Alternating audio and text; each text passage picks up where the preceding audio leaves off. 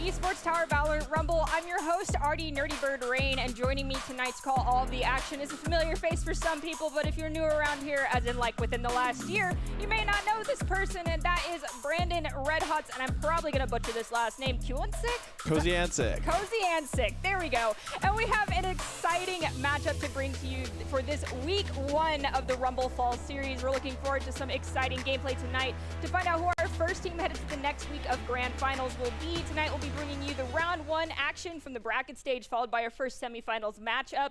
To the end of the night, next week we'll be bringing you the conclusion of our semifinals, followed by the Grand Finals, so make sure you come back here on Monday to see all of that.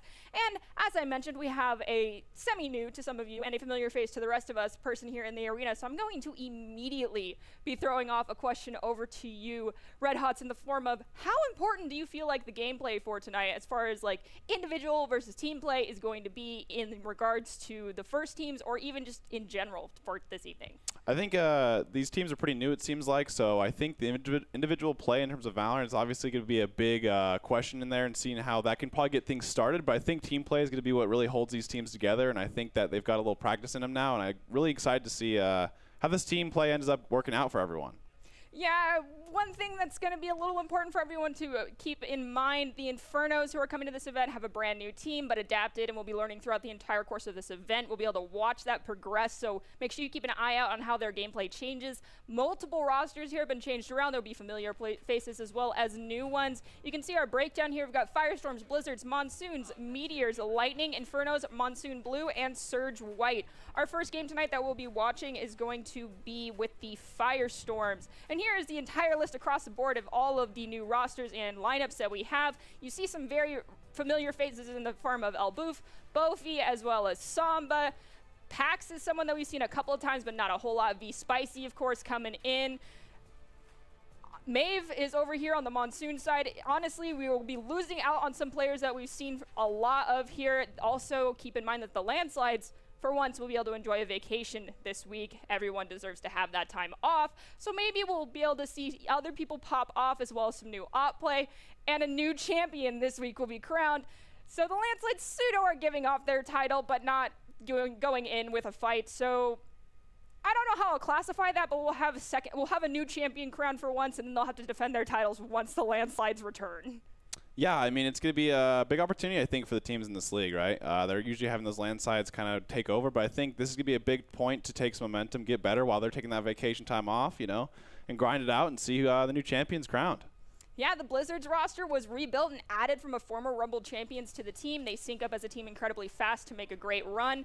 And in all, these teams need to be keeping a close eye on some key factors to playing these games, and they are Doc's keys to the game presented to you by Esports Tower. They are in Valorant: focus angles and flanks, know your win condition, count cards, call abilities, and know the enemy econ. Doc's keys to the game are presented today by Esports Tower. Score pro advice at esportstower.com. Improve your game sense, improve your team play, and improve your performance under pressure. You'll get matched with great players and professional coaches to help you rank up. Thankfully, I was not forced to say anything very silly and modern in that one today for once. And we're going to kick things off right away with our first match here with the Lightning going against the Infernos. Yeah, I think this could be a fun match, actually. I think these two teams have, you know, they've got a couple new players in their roster, it seems like, and I'm curious to see how like those last spots kind of fill up, you know? It's always kind of interesting when you have players like join a team that either have forced, like, you know, 4 together and you have 1 outside, so curious to see how this ends up working out. For the team of Lightning, we've got Flimsy, Milky's, Mo, Rabbit, and Vega. For the side of the Infernos going into this one, they have a slightly new roster, and that is Froyo, Soldier, Sprint, Vipers, and Draw. Vipers may be yes, I believe that is all new faces there for the Infernos, so definitely going to be keeping a close eye on all of them. As far as the rosters go, how do you feel about the lineups that have been set up here? So the one thing I will say is I think the Inferno, they do like this Viper kind of KO setup. It seems like these guys are very comfortable on these characters in particular. KO is definitely an interesting pick on the Inferno on this side because he like it's really open space in the middle, so you just gotta really depend on how he can entry for your team. I think overall though they got basically some good team comps each side. It just really depends on how they actually play with these characters. That's gonna really end up how you know, the success of the game. We've got two similarities across the board, and that's that Reyna and the Killjoy. Reyna, across the board with multiple esports players, has been able to be a dominating force in many matches so long as they use their abilities properly. The thing that sticks out to me the most here is the choosing to go with the Sage here for Team Lightning. Sage, as everyone knows, is one of those operators that has the ability to heal up their team so long as they didn't take too much damage. Basically, they're back to full health. And on the side of the Infernos, they have the Astra, which is a hero, well, agent that we've seen multiple times across other rosters. However, incorporating it for the Infernos, considering they have a whole new layout for their roster, in total will be interesting to see. So this is going to be the biggest, you know, these are one of the biggest rounds to start the half, right? These pistol rounds are very important rounds because it's going to be really what gets you going. So it depends, you know, a lot of teams work on this really much, and a lot of teams just don't care for it. Let's see how they're going into the mid here. We do see that Sova managed to take out Sage right through mid. Reyna is hurting for Team Lightning. We do see Froyo take out Rabbit, so now just 3 members standing for Team Lightning. Things are going to get a little bit difficult here. Soldier is going to 1v2 over on in the back. They took a lot of damage, still aren't down, but Inferno's just got to keep this plant side. They just got to play defense here and just make sure that they play time. There's really nothing to stay out. There's no peeking. There's no need to do that. You just got to play angles just like that, and you just got to play with your advantage. Unfortunately, Dr. Weesiger, I hope I said that right. I'm just going to call you Reyna, did go down to the KO, but for Lightning, Flimsy is the only one left standing. Froyo is very hurt. Vipers goes down. Now it's 1.5 health bars, basically 2/3 of a health bar remaining across 2 players. KO is only at a little under half health. This is going to be difficult. Yeah, he's just going to have to look for outreach at this point. Oh, took one. Can they get the other one? They're running out of time on the spike. I don't think an exit frag is the option here. And with that, we do see Flimsy go down and Froyo to the spike explosion. But Inferno will win out the first round. I think Inferno did a really good job there in terms of like how they set up for the A play. They just decided to go through the mid control and then just go straight through that mid into the site. And I think that's a really good job to do for pistol rounds, especially since Lightning's defense is actually pretty thin in terms of like they have the Killjoy that can kind of hold that A site, but other than that, like it's really hard for them to actually set up a defense in the first round due to, you know, the utility and how much it costs. So I think that was a really good play from Infernals there. Hopefully Team Lightning will be able to win out this pistol round to even out the playing field a little bit as far as the econ front goes. The Inferno's important thing to note here is that they actually formed this team the night before our Rumble event started. And despite that being a new roster for everyone involved and new playing styles to work with, the Infernos did manage to win one round already, and that's fantastic. Whereas Team Lightning, the core members have been playing together for multiple weeks, but have switched through a little bit of a different playing roster to see who fits best with their play style. So the biggest thing right here, though, is so Lightning's on a disadvantage here because they're obviously having to save round for next round. The biggest thing that they can do is basically just get as many picks as possible in terms of trading, right? Right there, that's not ideal, but the thing is, if they can just get 1 to 2 picks on this round, it really hurts the eco for the next round bonus round for Infernos. Last player standing. And once again, it's just KO standing for Team Lightning. There was an intro frag coming out there we from go. Reyna from Infernos. Flimsy will get Soldier. Froyo will take out Flimsy, though, to end a round, bringing us to a 0-2 score for the Infernos. And now the econ scales are tipping more in favor of Team Infernos. Lightning, though, will have some credits. They did save up, as Red Hot's mentioned, so hopefully they'll be have a little bit more success on this one. Yeah, I think right now this is gonna be a big point for Lightning here. They can get a full buy in here, and then Inferno's most likely gonna be bonusing. They're just looking to upgrade, you know, a couple of those guns probably, but they're going to be sticking with those Spectres. So Lightning has the gun advantage. So I'm really curious to see how they end up actually playing this defense and how they use their utility together to really make sure they can take this round. This is a big one for them. Seems like Infernos is going for a big A push here. We've got Reyna and Viper both retreating from the A area. I think they did overhear some people, but if we're looking at the Infernos spread out here, they have Killjoy waiting on the far B side as well as Jet in the mid. 2 players are pushing around towards A, confirming that push. However, the spike possession may not be with anybody over on site A, as we do see some shots have been fired, and Reyna for the Infernos is very hurt. Seems like Inferno has sight right now, so it looks like Lightning is playing to play retake here with the gun advantage. So let's see how this ends up here. Looks like Infernos are actually going for that rotate to B here. It looks like that that lurking Killjoy that kind of sat there looking to see if he can get any rotates is just holding it, and they might just look to push side after this. Killjoy does have some landmines out. Milky's took them out, however, so now they at least are aware of the firing coming over here onto site B. Probably are aware of the rotation happened. Everyone from the Lightnings is already back, and Sprints takes out Vega. Mo returns the favor onto Sprint, taking them down as a flash goes out onto multiple members of Team Lightning. The sentry kill there from Rabbit, taking that last extra couple hit points for him. Seems like they're taking site now. And Lightning, once again, playing the retake. Let's see. They don't have much utility this time, though, so let's see how they play this out. They may not have a whole lot of utility here, Red Hots, but they do have the man advantage as far as numbers go and health bars. The Infernos have 2 full health and now just 2 full health members remaining as Mo finds 1, Rabbit finds Froyo, Vipers picks up 2, though, and now it's 2-1. Will the Lightning be able to get this full retake? There is an alarm bot. Vipers does go down. Milky's gets the first half and are going to continue to use up the rest of it. Not sharing around that credit score, but it's okay. I will say, I think Infernos did a really good job for what they did there. Right? They got the plant down, and they actually went, they got 3 of them down. So I think Lightning's eco is actually going to be, it's going to be kind of hard, right? Because they're going to have a couple, guns that are Phantoms, Vandals, but others are going to have to, probably not have the full gun equipment. So let's see how it goes for this next round here. It's now pretty much even playing fields in terms of guns, right? I think Lightning, it seems like they're playing more so for the retake option, so I'm curious to see if Inferno just basically ends up, 5 rushing this and then looking to play the defense for bomb rather than just kind of fanning out. Having 3 rounds in a row go with trying to do the retake, the logic is not flawed coming from you, Red Hots. I just feel as though it might be flawed logic for Lightning if they're not able to get a few picks while they're still trying to defend. We do see Reyna, who is in spike possession, takes out Rabbit, already making it easier for the plan to occur as they take out Sage shortly thereafter. And I also believe, yes, Empress was popped for Team Infernos. Doctor is just going crazy on this Reyna. This guy is introing everything right now. He's really taking the Infernos on this attack site and just really showing that, hey, I'll get that entry kill to get us on site here. Possibly feeling as though the Reyna for the Infernos might be acting as the team in the in-game lead here for their team, being a powerhouse. Vega, unfortunately, does take out Doctor. I'm just going to call you that from here on out. Take it as a compliment. Doc is an amazing human being. And unfortunately for the Lightning, they do go down to just 2. KO and Viper are still standing. KO is at full health, which might prove useful for the retake. The flash goes out. Unfortunately, did flash themselves in the same process as Viper goes down to Soldier. Yeah, it seems like Inferno's got this, this defend right here pretty lined up. So let's see if this KO's doing a pretty good job of getting a couple picks here. He's as a flank here. Probably has to play outros at this point. Just run, KO. Don't die to the spike. Oh no. He's going down with it.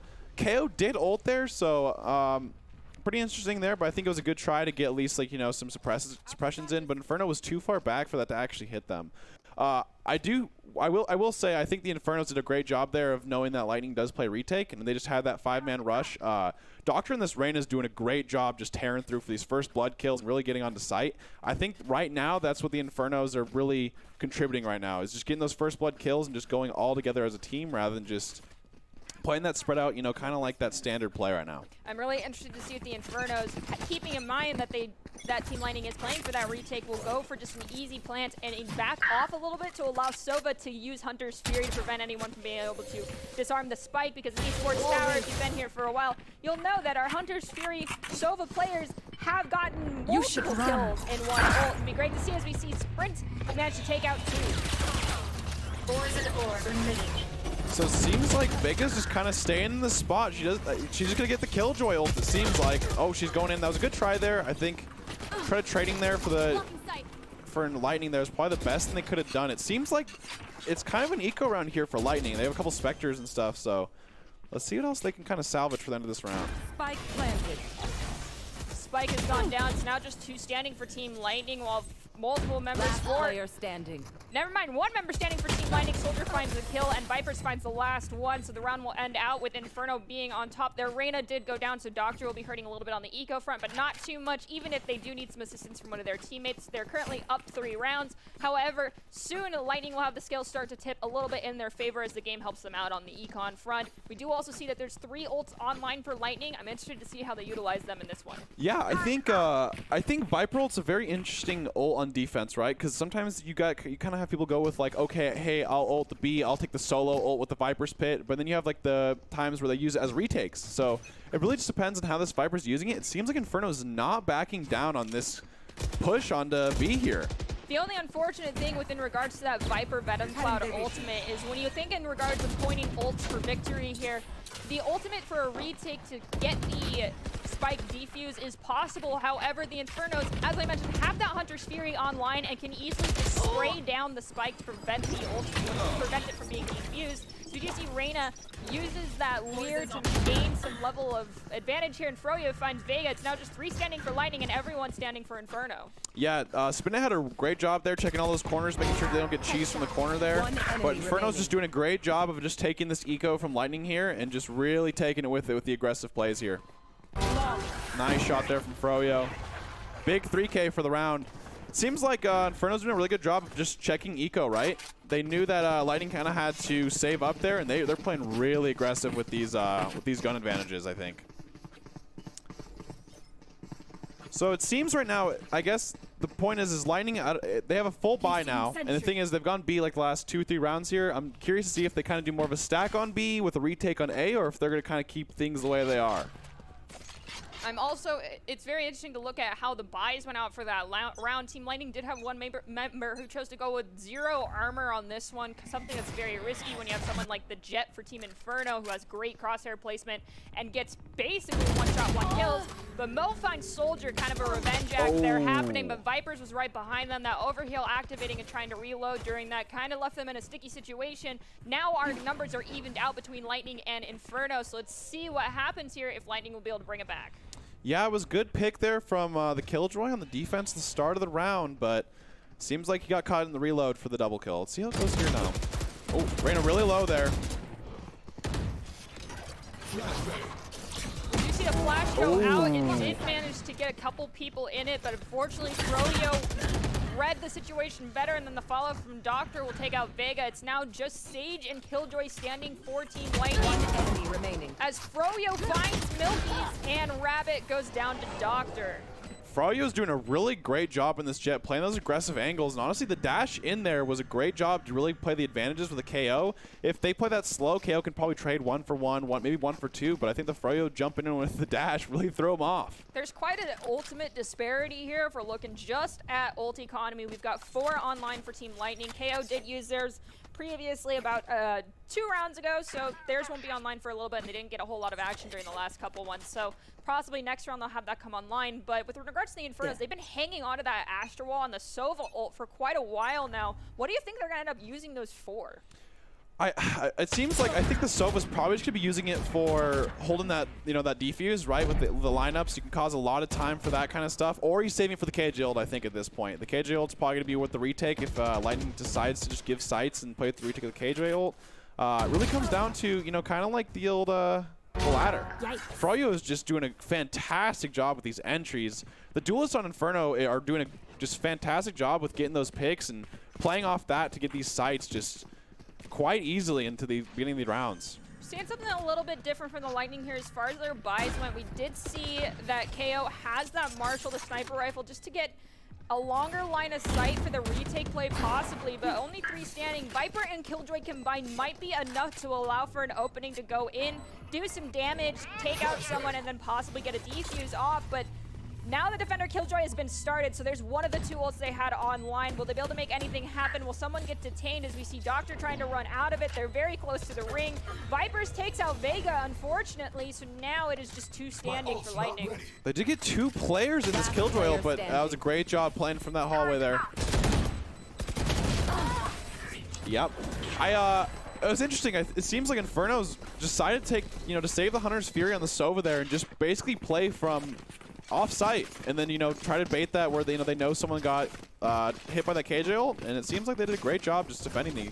I think how they need to stop Inferno now is these initial pushes, right? I think these duels are doing a great job getting picks and then instantly going on the site, and they're having the numbers advantage because anything just having that one extra attacker can really make that difference here. So I'm curious to see if Lightning ends up trying to stack a site or how they want to play this defense game here now.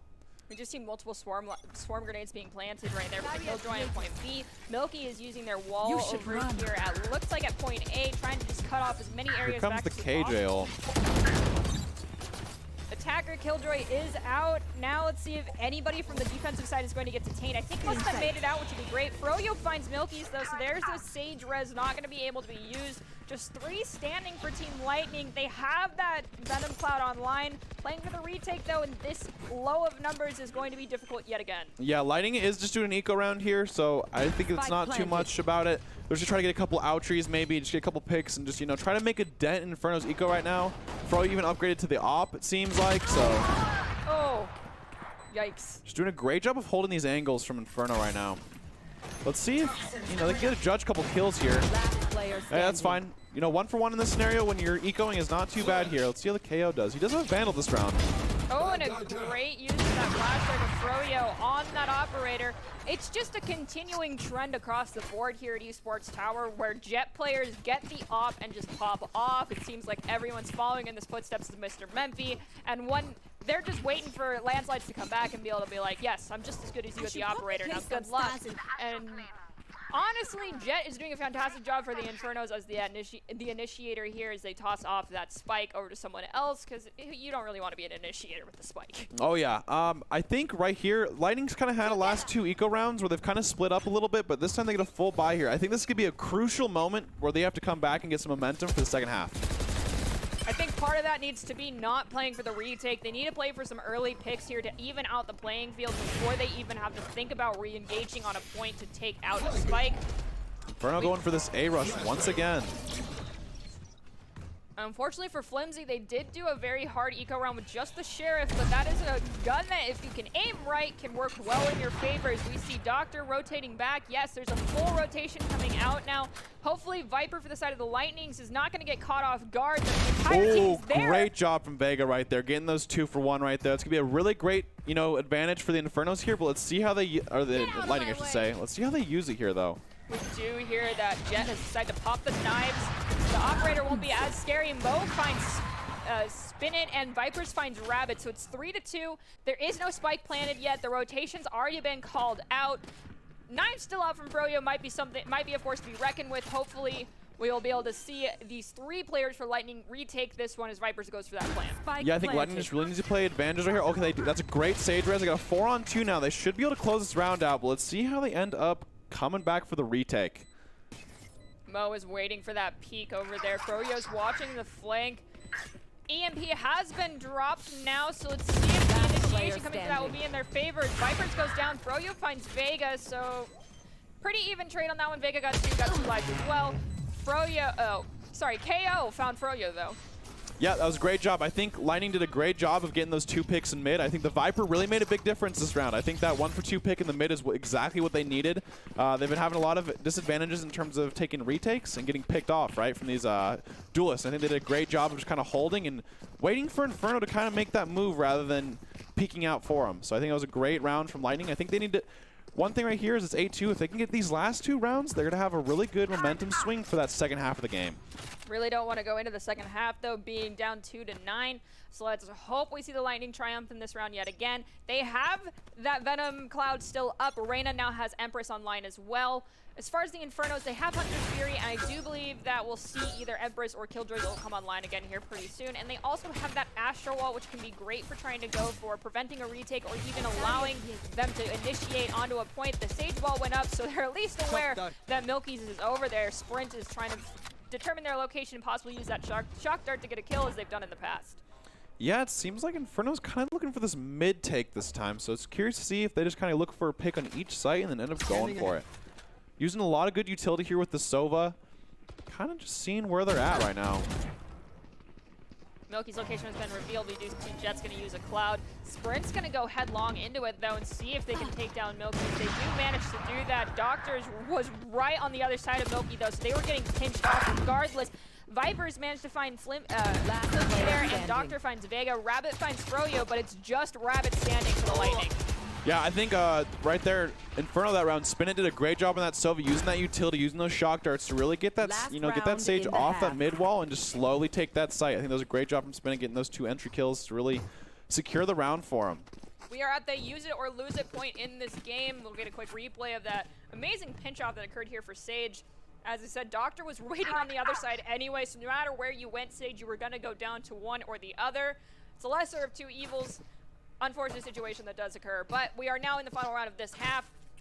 Very interested to see if we see every single ult get popped that's currently on the roster lineups right now. Personally, I'd love to see that, but I almost never do, as we hear Reyna from the Inferno pop Empress, as well as the Killjoy from the Infernos pop their ult as well. See how Lightning ends up playing this. I'm guessing they're just going to play for the retake here with that Killjoy out, going out. They do have a lot of ults. Oh, Hunter's Fury is out here. Seems like Soldier's just doing a great job of entering right now with this Killjoy. Last player standing. Milky's 3K went down here. too. The 3-piece is huge. Spike Vipers, planted. Vega, are you going to choose for the exit drag or stay alive? We have one, but Froyo, even with the close range op kill coming in, the actual wall gets popped just Switching because. sides. And I do believe everyone for the Infernos actually did pop their ults, so thank you. I appreciate that. They heard you, it seemed like, with all those popping ults, but I think Inferno did a great job with the attack right there. The one thing I will say is I think Inferno's doing a great job of having each individual kind of step up for those first bloods. I think the first bloods have been a huge contribution to their attack success, so I'm curious to see how they play the defense here. It seems like both teams are kind of avoiding that little mid action. They're really just going for those full take sites, so I'm curious to see how Lightning kind of takes their attack approach, right? Are they going to go for that rush? Are they going to go for that kind of standard play and just play, you know, standard? So we'll see how it goes. I'm going to be completely honest with you. Oui, If we I feel were bad. Team Lightning and was going against Jet with that op, trying to even hold down main is just a death wish waiting to happen. So if now that Jet manages to get an op at any point during this one, main's going to basically be locked down and not a choice to either go through. Otherwise, you're going to risk getting immediately domed. We see that we've got a Lear coming out. Flash went out. Doctor picks up two. Froyo picks up Mo as well. That was a great concussion right there from the Astra right there. Really could stop them in their steps so they couldn't get onto Last site. player standing. Now they're just hunting them down. I think that was a great job from Doctor right there. Kind of the initial peek, and then honestly kind of just sat there waiting that angle. Didn't re-peek, just got right out of there, and Astra could set up for that great concuss for the peek. That's great teamwork right there from Infernos and great communication right there. One of the strategies from the Infernos that you mentioned earlier was just basically being as aggressive as possible. I think that's messing up a lot of the timing and rotation that Lightning is used to coming from other teams and their own personal practices online, playing against other people outside of the organization, because a lot of times it's slow and steady wins the race. And Riley, one of our previous casters, would always say those who rotate together win together. Team Inferno is definitely rotating together, staying as a whole unit, but they are just aggressive as quick as possible and ruining timings for everybody. See Doctor pick up Rabbit within the first few seconds. Just really playing aggressive here for Infernos. Peeking everything at the moment and just not really letting them get an inch right now. Great shot from Froyo right there. The gun advantage is just way too large right now. enemy remaining. They're just pinching them. Hold up. Flawless. Does that Jet already have an op? No, it was a scout, Marshall. Okay. I was confused for a moment. Match point. But just got the headshot, so basically Axel's won. We are now at that match point. Hopefully Team Lightning can start to turn this around. Being down 2-12 is never a situation you want to be in. At this point, you would want to be going for more of that eco round, but for Lightning, it's not a choice. They need to be going with at least half buys here to give them the best opportunity to come out on top of this round and keep us going. Lightning did eco last round, so I think they have a full buy here, and I think they're just going to have to use this advantage and try to ride it out to try to get that momentum back. Froyo just kind of holding that corner, but not really peeking it. It's interesting to see there. Unfortunately, Vega did not have the opportunity to get a full buy. That opportunity goes with the classic on this one. Vipers takes out the Lear. We've got Milky taking out sprints though, so that's a man advantage there. Hopefully Milky heals himself up. They are low on health. Yes, they use their heal on themselves. Great job.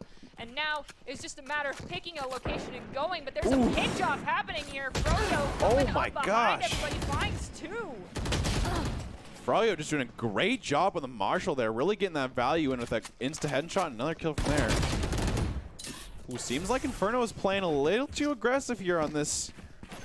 They do have the advantage now for Lightning. Lightning could just end up taking the round from them.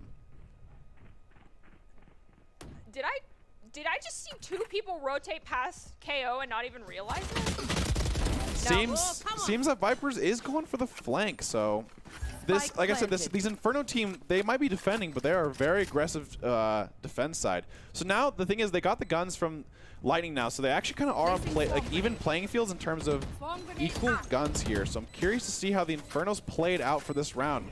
And Lightning, this is, you know, make or break it right now. This is the final round if they don't end up winning this one.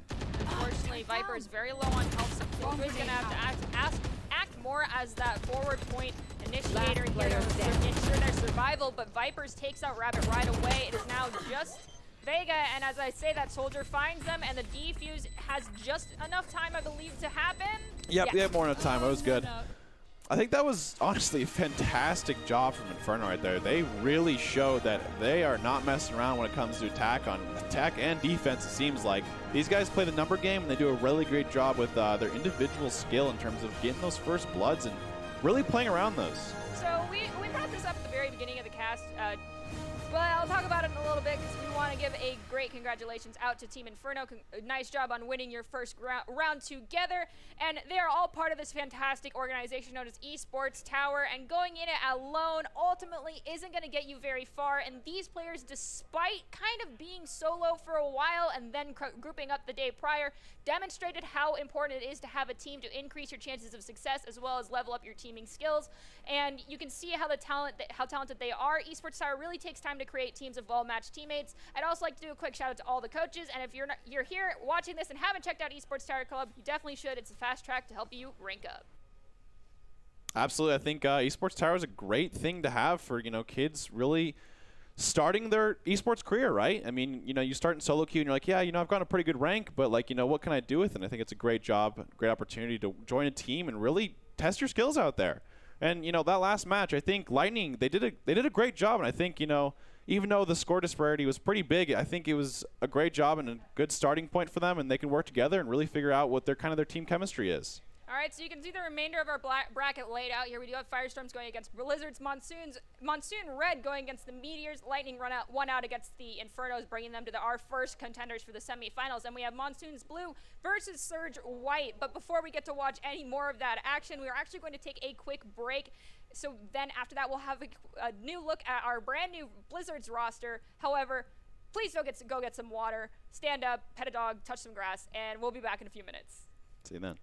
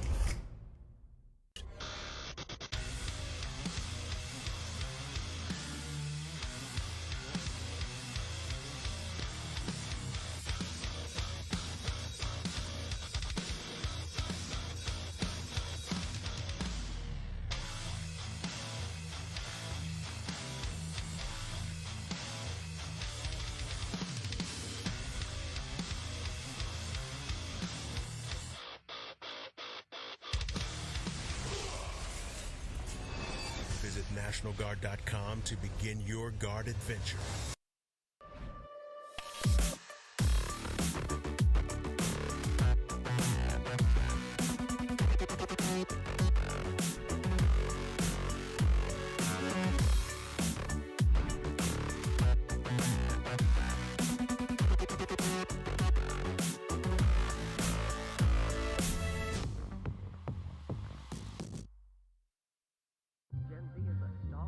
The news says Gen Z is struggling. I've got news for them. I wait tables, but last week I built a field hospital. I put out a forest fire. I stopped 1,000 attackers. And a natural disaster. I've saved lives. And led a team on patrol. I serve. Well, I go to school full-time. While I work full-time. The greater the challenge, the stronger we become.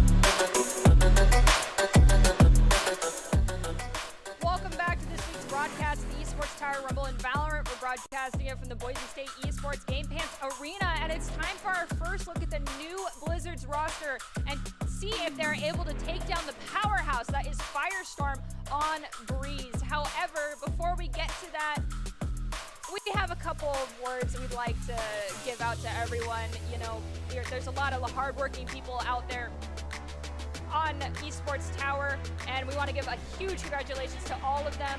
We want to take a moment to congratulate the Esports Tower Club members who have graduated from the club and have been offered scholarships across the country. Over the last 3 months at Esports Tower, the club has received over $1.2 million in scholarships and awards. So congratulations to all of these players involved. You can see the exact totals being listed here per game. And some of the faces that were on these teams that you saw previously throughout the course of the last year will be in our coming broadcasts as either opposing players or as their own Boise State esports players. So congratulations to all of you. You've worked very hard, and get ready to work a whole lot harder because it just gets you get more intense from here on out.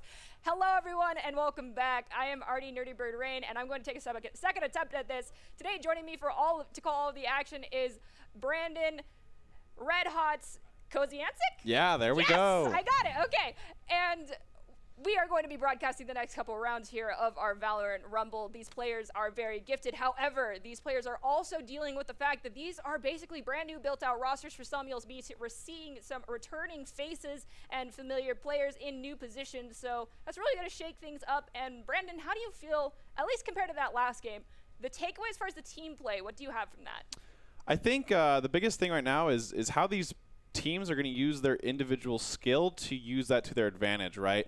I think last round the Infernos did a great job of just showing that individually they're very good, but I think they would work on that as a team, right? So it seems like our First Bloods would get mixed and matched through all the different players, and they just really capitalize on that to work as a team to, with that advantage. So I'm curious to see how the teamwork going into this is. I'm curious to see if individual play, obviously it's going to be, the best they're going to try to play their best, but I think when it comes down to it is that team play to taking those rounds at the very end of the day. All right, there is your keys to the game from the very one and only Red Hots. The team play is what's very important. And there are other keys to the game that we have here. They're a tradition, and they are Doc's keys to the game that are presented to you today by Esports Tower, where you can score pro advice at esportstower.com to improve your game sense, improve your team play, and improve your performance under pressure. You'll get matched with great players and professional coaches to help you rank up.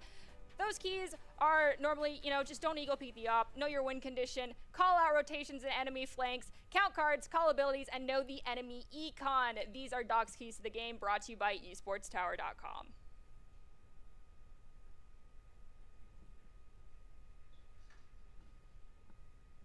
And now it is time to see the powerhouse of the Firestorms go against the Blizzards. And I had a nice little conversation with Red Hots prior to this broadcast about the Firestorms. They are a well-rounded team, but they do have some things that changed up. We have the typical returners of Bofi, Elboof, Cake is healing, Duke is relatively new, Samba we've seen a couple times in the past as well. And for the side of the Blizzards, we have Andre, NYA, Cozy, Vapor has been on this in our Esports Tower Rumble for quite a bit, and they are sticking with that Viper play, as well as Fear, Cosmic Wolf, and Child. So relatively new faces. This will be very exciting to watch, and I kind of want to challenge you, Red Hots, to keep a very close eye on how these teams work together, because in the last round, the Infernos supposedly only just decided that roster the night prior, and yet seemed like a well-oiled machine. So if these guys are in similar boats of being relatively new, I wonder if we'll be able to pick out things that we saw the other teams doing in comparison to these guys. Yeah, the one interesting thing is I think on a map like Breeze, stuff like teams and communication is going to be pretty big, and it's really to boil it down to is how they want to play the style of the map, right? I think Breeze is a big map that basically you can play it two different ways.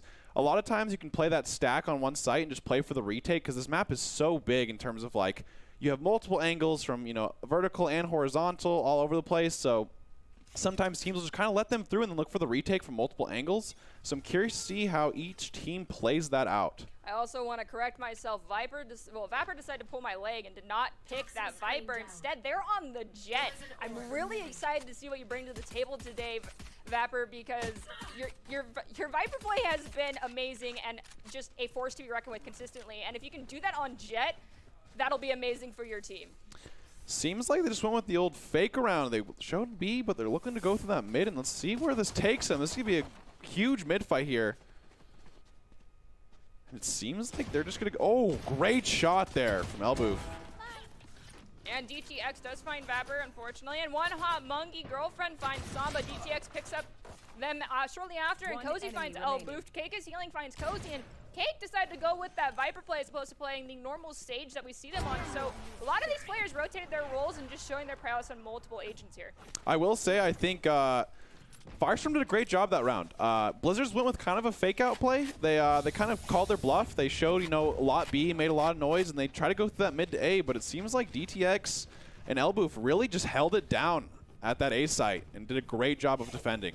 For Team Firestorm, they have been a notorious contender for that championship title, so it's no surprise to me that they read the fake out rotation kind of like a book, so to speak, on this one. It's also very interesting to take a look at comps here for the Blizzards. They decided to go with just the Skye here for their support role, whereas Team Firestorms has Sage and Skye, and those two in tandem, basically, if they stick together, can create a dynamic duo that won't be shut down so long as they rotate properly. Yeah, I think they just decided that, you know, it's worth to go with the utility and the heal of the Skye. And I think Skye is actually really good in this map due to her the ult. It'll basically just, you know, hunt them down and show, you know, the angles that are really hard to find. So I'm curious to see how that much plays into the, you know, the game. I have constantly said that I do not like Skye's ult. I totally understand its great utility and everything, and I'm not saying that I don't like it from the gameplay or balancing perspective. I just don't like it because you get one of two options. The jellyfish find you and you blow up in a poof of smoke and everyone knows where you're at, or you have to kill the jellyfish and everyone still knows where you're at. So it's a lesser of two evils there, as we see the Firestorms come out on top of that round with just their Sova going down. So Econ's definitely going to be tilting in their favor. I do like that that Blizzard's, like, you know, attempt right there. I think it's a good job, you know, especially when you're ecoing, to just try to group up and just try to get a couple picks here and there just to put a dent in the eco. But now, you know, Blizzards are going to have that full buy, whereas Firestorms is going to be playing off that bonus. So let's see how they start playing with this this gunplay here. I'm very interested to see if they decide to allow their Viper to go more on a flank route and stay away from the group, or if they're going to take the words of advice that have been mentioned here more than once at Esports Tower and rotate together. They are pseudo-splitting off, and honestly, taking multiple angles on one point is a great way to go about things. You're to be stabbed with a pitchfork versus stabbed with just a normal sword. The one that's going to hurt more is the pitchfork, so a three-prong approach here is a great tactic, but they have to pull it off properly as they're trying to corner in Bofi. Bofi's doing a great job of just really stalling this Blizzards team and playing that angle right there, not peeking or anything like that, just really playing for the stall here. Great pick from Andrea right there, just peeking when they didn't. Oh, nice flank from Elboof right here. Unfortunately, Cozy found Elboof. They did get a couple shots fired, but I do not think any of them landed. And we got DTX here already with knives out and looking to get some blood out on the field, but they're also taking it slow, making sure they're not giving away their location. It's just 3 members standing for the Firestorms, whereas 4 are standing for the Blizzards. Blizzards are looking very strong right now. Let's see if they can finish out this round with a victory. Yeah, it seems like they're just going for this B push. They kind of figured out that the Firestorm are all rotating to that A, and so they're just going to play that rotation. Great pick right there from Samba. And now it's a 3v3. We got a 3v3 in our hands, and we got a retake here from Blizzards. So I'm curious to see how they end up taking the retake with the utility and stuff they have left. Seems like Andre is just going to be holding this corner here. The biggest thing right now is they just don't want to have any 1-for-0 trades. They want to make sure they have good crossfires lined up and make sure they can really secure this round. This is a big round for Blizzards. We do see Killjoy's kind of dead center here on the point. As soon as they round a corner, their location's going to be revealed. But Andre finds DTX before they can land any knives on him. It's now 2-3. 1-2 now for the Firestorms. Just Samba is still standing, and now it is just time to get out or die as Cozy finds Samba. Yeah, I think that was a really important round for Blizzards to win, but I will say the Firestorms did a great job of that bonus right there. They took 3 down from Blizzards, and I think it's going to be kind of a dent in their eco. So I'm curious to see, you know, how that ends up affecting this next round in terms of, you know, equal gun field. But I think both teams are doing a great job of using that utility, playing it slow, and, you know, working together as teams to really figure out what they want to do next. We do have Killjoy on the side of the Blizzards as the first one to have their ultimate online, meaning they've been doing a lot of work here, or they've been very sneaky grabbing some ability orbs across the map. Either way, that could allow for a great opportunity to get the spike planted and sustain on the point using the Killjoy to prevent anyone from coming on for a few extra seconds and possibly getting a detainee if someone is stuck in the field of it. I will say a little interesting right there is the Sage is actually just playing. They switched to B this round, so it seems like they're just kind of putting a wall up there and trying to see if, you know, maybe they might go B this round. But it seems like Blizzard is just really just trying to get standard and get some information here from mid. That's a common trend we see here from the Esports Tower Sage players, is to use that wall almost right away. One thing that I have begged for them to wait until they hear someone coming their direction to use it, so it's actually not somewhat of a wasteful play, because even if there's a long rotation back towards that point, odds are the wall would decay before it's even worth anything, as we see Bofi take out Viper and then Vapor, and then Andre find Bofi. Elboof will find Andre, and Cozy will find Elboof. So a lot of trades happening, bringing us to a 3-3 round, and DTX going for that flank, but now right back into the 2v2. They're just going 1-for-1 trades here. This is a crazy round going on here. Now the crazy thing here is, right now Blizzard is going to have to play for the 2v1 here, so I'm curious to see if the Sky ends up just playing for side, or nice, she's doing a great job just backing up, and I think they're just going to look for the 2v2 here rather than looking for the 1v2 and making it a bad situation for them. They were so split. I actually think they did not know where the plant was going to happen. They heard it, and now we have the Killjoy ult online. Thankfully, because Sky did choose to rotate back, as you mentioned, they'll be able to at least have the manpower equal to the two on point. However, that Killjoy is going to keep them away for just a little bit longer.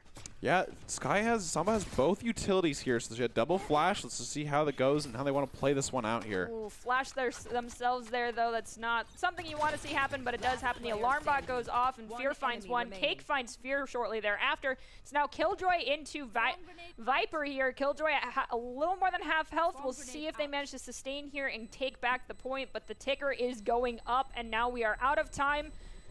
I think you just got to get out, Cozy. Yep, I think Cozy did a great job just playing mollies right there, just kind of playing a really safe spot, and Viper kind of gets a taste of the, you know, their own medicine sometimes. Vipers always have these lineups that they can stall for, you know, 10+ seconds, and it seems like Cozy did it to them this time. That seemed like it came from a very personal perspective. Yeah, yeah. The Viper lineup, especially on Breeze, it's such an open map. You have so many opportunities to just really stall that spike defuse, and it can be very annoying. Breeze is like the favorite map pick among the Esports Tower teams, and has been picked more often in these best-of-1 series than any other map. And my favorite map is actually Icebox, and I'm like the booger in the punch bowl because no one else likes that. So it seems here they're starting the Sky, and they're just going really hard onto this site. Dang! Viper and One Hot Monkey pick up one apiece. Now there's just 3 standing for the Firestorms. DTX has got the Marshall going for the long-range shots. The Jellyfish did kind of reveal their Crow's Nest location here, though, so they got to be careful. The Alarm Bot, though, as well as Viper, well, Vapor will end their life very quickly, with Viper then picking up Samba and Bofi, so a 3-piece for them. No, a 4-piece. Yeah, Nicely Vapor did a great job. I think Blizzards did a great job there in just making the executive decision to, hey, we have an eco advantage here. Let's just take this and just really get into that site there. That was a great, quick round from Blizzards, and I think that was a great pickup from them. Already now I'm noticing the trend of just back and forth. One team wins a round, the other team comes back swinging to take the next round back. Brandon, I foresee us possibly losing our voices after this one and being squeaky toys by the time we get to our last round, so good luck. Hey, that's going to be great. We love some good games going on here, so let's see how the next step is. They've been kind of switching it up all the time here. I think they're doing a great job on attack to really kind of make them second guess. Good information from Samba. Gonna throw out the Overseers. That's all they're called, but. Creepy jellyfish. Yeah. Great angle from Samba here. Let's see if they can take any down with them. Great flash. Oh, dang. Andre just had better crosshair placement on that one. Even while blinded, we do hear the Viper ult go off, so Venom Cloud is up. We also see a Hunter's Fury for the Firestorms is online. Blizzards currently are using that Venom Cloud. They do have knives online for their Jet as well from DTX. Great pick from Elboof here. We got a 3v3 now. If they get that Viper, it's a big turn. He does have Hunter's Fury. Let's see if he ends up using it. Oh, the Shock Dart trade. I wish we had like dual observer cams to see that from both sides. That is actually crazy. It seems like they both thought the shock dart at the same time to kind of zone, and it seems like they just kind of took it down for him. That was a great attempt on a retake there, though, but it seems like Blizzard's really played with that Viper roll. And there it is. Aww. Elbow, Fear, Cosmic Wolf, you guys both did great on that one. Just, you're too advanced for one another and decided to go for the same play at the same time, so nice job, but it's that Sova player mentality. Yep, They're locked in. Gotta go for those shock dart kills and get the 1-for-1 with the shock dart. As soon as we have some lineups here, Elbow, it seems like Elbow for Firestorms might be on kind of a save round here for Eco, so great Viper's Pit right there. Gonna really block off this, try this A push out. We have Hunter's Fury online for both sides right now, and I'm really hoping to see possible double kills coming from each of them. Fear Cosmic found Bofi, so now it's just big flank. Ooh, Samba pops off fighting 2. Vapor finds Samba shortly thereafter. 3-3 right away after we had one go down, then just domino effect from there on out. Let's see if the Blizzards manage to get this spike planted here, or if Firestorms will prevent it altogether. Blizzard's just going as B. I think Samba did a great job there. That honestly a lot of people overlook in this game is when you have a flank and stuff, you're kind of itching to really peek that out. But Samba kind of peeked out, saw that they were turning the corner, just waited around that corner and looked for the 2-for-1 rather than just going for the 0-for-1 sometimes. So it was a great job right there. Gotta love that trigger discipline that I do not have. Seems like they have a lot of Sova utility here, so I'm curious to see if they play around this dart, this drone, and they do have Hunter's Fury, so let's see what they end up doing here. Come on, Elboof, get that fancy double Great kill, shot. or just pick up Cozy. Check your corners, though, and dang it, Cake. Cake and Vapor both found one. DTX returns the favor to Vapor, though. Now they're going for that defuse. Are they going to share the love around a little bit with their Viper? They will not. That's okay. It'd be like that sometimes. And with that, we bring our score to 3-4. I will say, I think both teams are doing a great job of using utility on this map right now. They're using a lot at the beginning of the round. They're kind of baiting each other out and seeing what they can get from each side, but they're doing a great job of just, you know, really making it hard for someone just to get the free retake or anything like that. Keeping a close game here. So let's see here. I'm pretty sure last round, Firestorms had a couple ecos, so I don't know if they ended up doing a full eco for the team, but it seems they do all have Phantoms and Vandals this time around, so we'll see how that ends up going for this. It seems like mid's been pretty open for both teams right now, by the way, so I'm curious to see if they end up having, because they've been flanked a lot at this point, so I'm curious to see if they have any attackers holding that mid angle a lot. Because I will say, if you hold that mid, it's really annoying for people to try to get those flanks off for you. I genuinely think that the fear of mid has been instilled in almost every esports tower player. They've been kind of Pavloved and not wanting to go down mid just because the sniping power of basically every Jet player and even some Sova players has been just game wrecking for some players, and you just don't want to deal with it, and the best bet to not deal with it is just don't do it. Oh, DTX! Yikes. Seems like Vapor, you know, they saw the Sova drone and they thought they were safe, but they didn't let it peek over the little angle first. It was a great hold from right there from Vapor. Imagine being the Sova who put out that drone. Be like, you're good, you're good. Oh, you're not good. Oh, you're already down. Sorry about that. So it seems like Blizzard's heard me. They are playing a lot of mid right now. Oh, good pick from DTX right there, but let's see how it goes from there. DTX is holding down this mid. Oh. One enemy remaining. The updraft, this. Hey, sometimes it just calls to you. Sometimes you get that urge and you just got to go in there. But hey, you know, I can agree with that. Honestly, good advantage. So hey, they ended up getting the kill, distracting him. That's what Jets like to call it, I think. So we'll call that a distraction there from after the 2K they got. There you go. Make that. You can hang on to that and use that in your ranked games when someone yells at you. Just be like, I was performing the distraction. There you go. So for all Jet players out there, you can have that one in your back pocket sometimes. So it seems like, honestly, the one thing that was interesting is the Bofi switch up, right? Bofi's doing a great job on A, kind of stalling him with that wall and the slows, but now they're having her just sit on B. So I'm curious to see what they end up just kind of going for here. And it looks like Blizzard's going a hard A push right now. Hopefully Bofi did not utilize that wall. We saw it ready to come out, but I believe they heard their teammates say that the approach was coming onto A. They'll be able to use that to either lock down a position and allow them to get a res off onto someone, or to just sustain a little bit longer on a point, or even completely set. Reload happened right as you were staring down someone else, but Samba found Andre just in time. Now the jellyfish are getting popped out from the firestorms, which means Blizzard's, it's going to be difficult for you to hide now. So this is a 4v3, but all three are stuck in this kind of little tunnel here that all kind of ends up in that one bend. So let's see if they can get any picks here. Oh, nice shot there. Oh, Hunter's Fury. Oh! Oh! DTX wants to hold this. Oh, he ends up going with the ult. Oh, because it's last round. Yeah, the Okay. defenders actually did Oh, no, win it's out not. that one too. So that was very interesting. I need to see the replay here. The spike defuse occurred during all of the mayhem that was happening. Yeah, Cake did start the defuse and then just kept going after the jellyfish got launched. That was... You got guts, kid. I will say, you know, they kind of faked me out because I thought it might have been last round with the ult usage at the end of the round right there. We had the Hunter's Fury after the bomb was basically like 3 seconds left, and then we had the jet knives at the very end for like... So I'm really interested to see what they end up doing with utility here. Seems like they are just going to rush this B this time. The rushing has been paying off for them, so I think they kind of want to keep that trend going. We did see the Wolf come out from Sky there, but Andre goes down to Bofi despite the... having been flashed. Double Hawks go out from the Sky for Firestorms there. Oh, nice And shot. the Hunter's Fury is going to come out, but oh no, Bofi! Oh, yep, El Boof picked up one with that one, and Bofi as well. The res comes out, it's use it or lose it, as we've said before, and the Firestorms went out that round.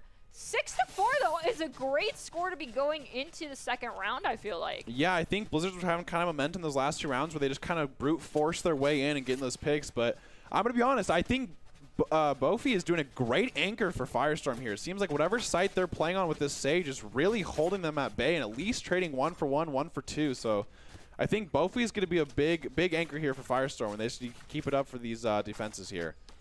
For Blizzards, as we mentioned at the start of this one, most of the members are brand new. However, Cozy and Vapor are returners. They're fantastic players. And now that they're on the defensive side, oh, my apologies. Now that they're on the offensive side, or is this the last round? They have one more round with this. Yeah, okay. Never mind. I'm talking crazy. But those two, I feel like as long as they're allowed to be in-game leads here, will be able to help even out this playing field just a tiny bit more. 6-4 is not as bad of a number as it might sound like. I have faith in their ability to bring it back in the defensive round, even if they lose out on these two. Seems like Blizzard's going for this delay push with the KJ ult. Great elbow pick here. Oh, they're right there. Oh! Way to take 2. So Blizzards is now down a person. 3v4 here for this retake, so Firestorms is going to be going into this Viper Cloud. We've got DTX with the operator just standing far out. The Viper Cloud's not going to go down for a little bit longer, but the wall comes out as well, so it's going to make it difficult for them to get good line of sight. Using that updraft to get a high position nice here. Last player standing. One Hot Monkey is just in the cloud, does take some damage. Bofi finds one. It is now just, never mind. One Hot Monkey takes out 2, but Bofi barely alive takes out One Hot Monkey. Yeah, One Hot Monkey almost, honestly, hit the 3K and the Sage was low, so that was almost a great job there. It does suck right there in that position for Firestorm because you have that jet on the off, and it's really hard to get in those close quarters and really be able to use that thing correctly. So, honestly, played it really well and almost had the 1v4 clutch. That was a great try right there. Seems like right there, Blizzard is, I think those last 2 rounds, like, you know, the favor, they're kind of changing up their play style. They did go for the KJ ult rush, and I think they did a great job, but I'm curious to see if they just keep thinking that, you know, hey, this has worked before, we can just keep rushing it down, and let's see how it goes. Seems like they are looking for that B take. But hey, Bofi right there, honestly, at this point, been kind of a raid boss on this site, which, you know, they're really just holding it down. They can't get through the stage, which is doing a great job there. So let's see how they end up trying to approach it this time. We do see the jellyfish go out. A Hawk got stuck on the wall. They are at least aware that 2 members are right around the corner, though. We do see another 2 Hawks go out. Cozy finds Bofi, so now down their Sage. Firestorms lost their Sky as well. No sustain for their side. The other 3 members are still on strong health. And everyone else for the Blizzards has full health as well. The spike's planted. The drone goes out to try and pick out DTX's position. Vapor finds DTX shortly thereafter. Seems like Blizzard said, hey, our rush does work. We just got to make sure that we use our utility a little bit more in sync, and it makes it really hard for them to play. I think that Shock Dart just did a really lot of damage right there.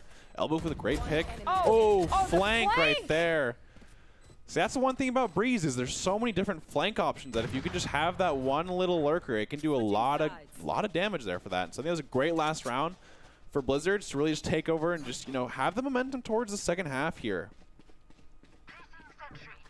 All right, let's see how the Blizzards perform here on the defense now. I feel like between the Killjoy as well as the Viper, they have a great lineup for defense. But if Jet still is going to be playing as they have been for the Firestorms, they need to be very careful as well as watching those flanks.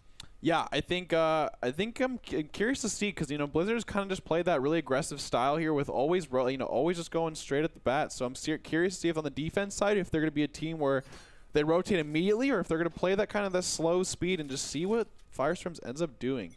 Seems like Firestorms is kind of playing a overloaded A for the most part. They do have Jet lurking for the. They don't want to get flanked like they did to them a couple times. So let's see how it goes here. We do see that now it looks like for Team Blizzard, they've realized that there is at least a chunk of people over here by A. Sky is hanging a little bit far back, prepared to rotate further back if they have to. Now they know the push is coming. However, let's see if they're prepared for the Jet who's coming up on flank as well from mid. Seems they're doing a great job here defending. Oh, playing through the Viper wall, little bobbing and weaving. DTX with a good pick there. Oh! It seems like they're going for the rotate out. Blizzards have just their Killjoy standing. Killjoy, are you going to make the decision to go for an exit frag? Try to do the 3v1, because if someone communicated how much damage they got on that They do hear this Jet here. Oh! Was a great try there. I like kind of Firestorm's approach right there, where they went into the A site, got the numbers advantage, and just they pieced out. They said, let's use our advantage at another site and make them rotate because, it's such a long map or rotation. So I think it's a really good plan, honestly. And that's going to be obviously a buy update from the old Firestorm here. And let's see if Blizzards go on the defense here and just try to get a couple as much as they want, right? A lot of these eco rounds, they're going to be really hard to actually win when you're ecoing. It's just more so about trying to ruin the enemy team's eco so that you have a bigger chance of when you full buy, you can get rid of their bonus. Seems like they're going to go for this B play here. Good Sovadar. Oh, Bofi with a great opening. Catching Viper out there. Saba found Cozy as well. Cozy is one of those well-experienced players. DTX finds Andre, so Blizzard's very much so hurting on the agent front here. They'd have to go never mind, I was about to say they each would have to get 2 kills basically here to win out, but we've got DTX taking out one hot monkey, leaving them down to just Sova standing. Yep, seems like that's going to be just as we planned for the most part. Firestorm's had a buy right there, and, Blizzard's got one, which is, hey, that's something. But the biggest thing is now Blizzard needs to win this round because the Firestorm bonus is not going to be as good as, those Vandals and Phantoms here. So I'm curious, see how this one goes. I think Blizzards are doing a great job of honestly staying composed and just waiting for those eco rounds. They did a great job last, half of sometimes just losing that round, taking the eco off, and then just coming back and doing a great job to bounce back. So in the last game that we got, we saw that there was definitely, for the defensive side, playing for that retake play and just going for the disarm. I feel like Blizzards may want to take that page out of, well, just go with that strategy here because of how aggressive Firestorms is choosing to be immediately when they pick a spot to go. Oh, the dog! The double Hawks are out as well, and Cake is healing will find Andre despite all that util being dropped. Fear Cosmic Wolf is aware their teammate went down, but hopefully they communicated that there is 3 people in there. Going for the Shock Dart kill. We'll be able to pick anybody up. One Hot Monkey finds DTX. One Shock Dart goes in, but no one takes damage. Honestly, they're doing a great job defending here. They are going to hit the plant now and see what we have going on at this point. But we're going to look for a retake, it seems like. So I think they're just monkeys just kind of stalling for their team to come in. Great pick already. Got a 4v3 now. Right here. Now 3v3 here. Let's see if they can defend the spike at this point. They kind of know where they're all at. There is one flank, though, so let's see how it goes. Vapor took out Bofi, so there goes one of the huge powerhouses for the Firestorms. They're just going for the defuse. Yeah, Vapor just went straight in for it despite being low on health, and with that, they get the defuse plus pick up 2 as on top of that. Nicely done. That's definitely going to shake up the econ here for the side of the Firestorms. This is just going to keep going and going. I think Blizzards did a great job with the confidence, honestly. They really just decided, hey, we're gonna stick this defuse, and you can try to stop us if you want, but they knew that they were split there, so they used the 3v2 advantage right there. That was a great job away from them. I will say that last round, I think they did a great job of following the Sova, recon this time, rather than, peeking with it to make sure they don't trade that 1 for 0. Hey, but they did get a solid 1-for-1 on both sides with the Shock Dart, though. I I mean, if you do that, it's kind of like a zero-sum ability usage. Seems like they're lining up for this B take here. Vapor with the straight 2K right off the round. It's going to be really hard for them to try to take advantage of this. Firestorm is now down 2 on attack, and that's going to be a really hard moment for him. Cozy did find one. Samba, Cake both found one as well. Vapor finding Samba, and then Cake finding Vapor brings us to a 1-2. Firestorms just have the spike in their possession, which is great, but One Hot Monkey has to go into a 2v1, and the odds are not in their favor. Seems like he got people on both sides here. So honestly, if he does look for a push, he can take the 1-for-1 and then honestly just take the 1v1 after. I think this is a very winnable round for Firestorm here. And Monkey on this one. My ultimate gun here. Oh, I think the shaking of the camera back and forth is demonstrating that they are not planning on being the hero of this round right now. 30 seconds left. He's trying to cover both angles, I think, for the most part. So let's see if what they end up doing. They do have a plant now, so they do have the 1v2 scenario here. Oh, big Viper pit here. So let's see if they can take this out here. Cake is healing, dropped that, and is now rotating far around center tower. Let's see if that works in their favor. The One Hot Monkey did a lot of damage spraying into that field. Good recon here. Yeah, now they might be able to figure out where Cake is healing as run off to Cake. Oh! One Hot Monkey goes down. That's a 3-piece, but Cosmic gets Cake is healing before they find them.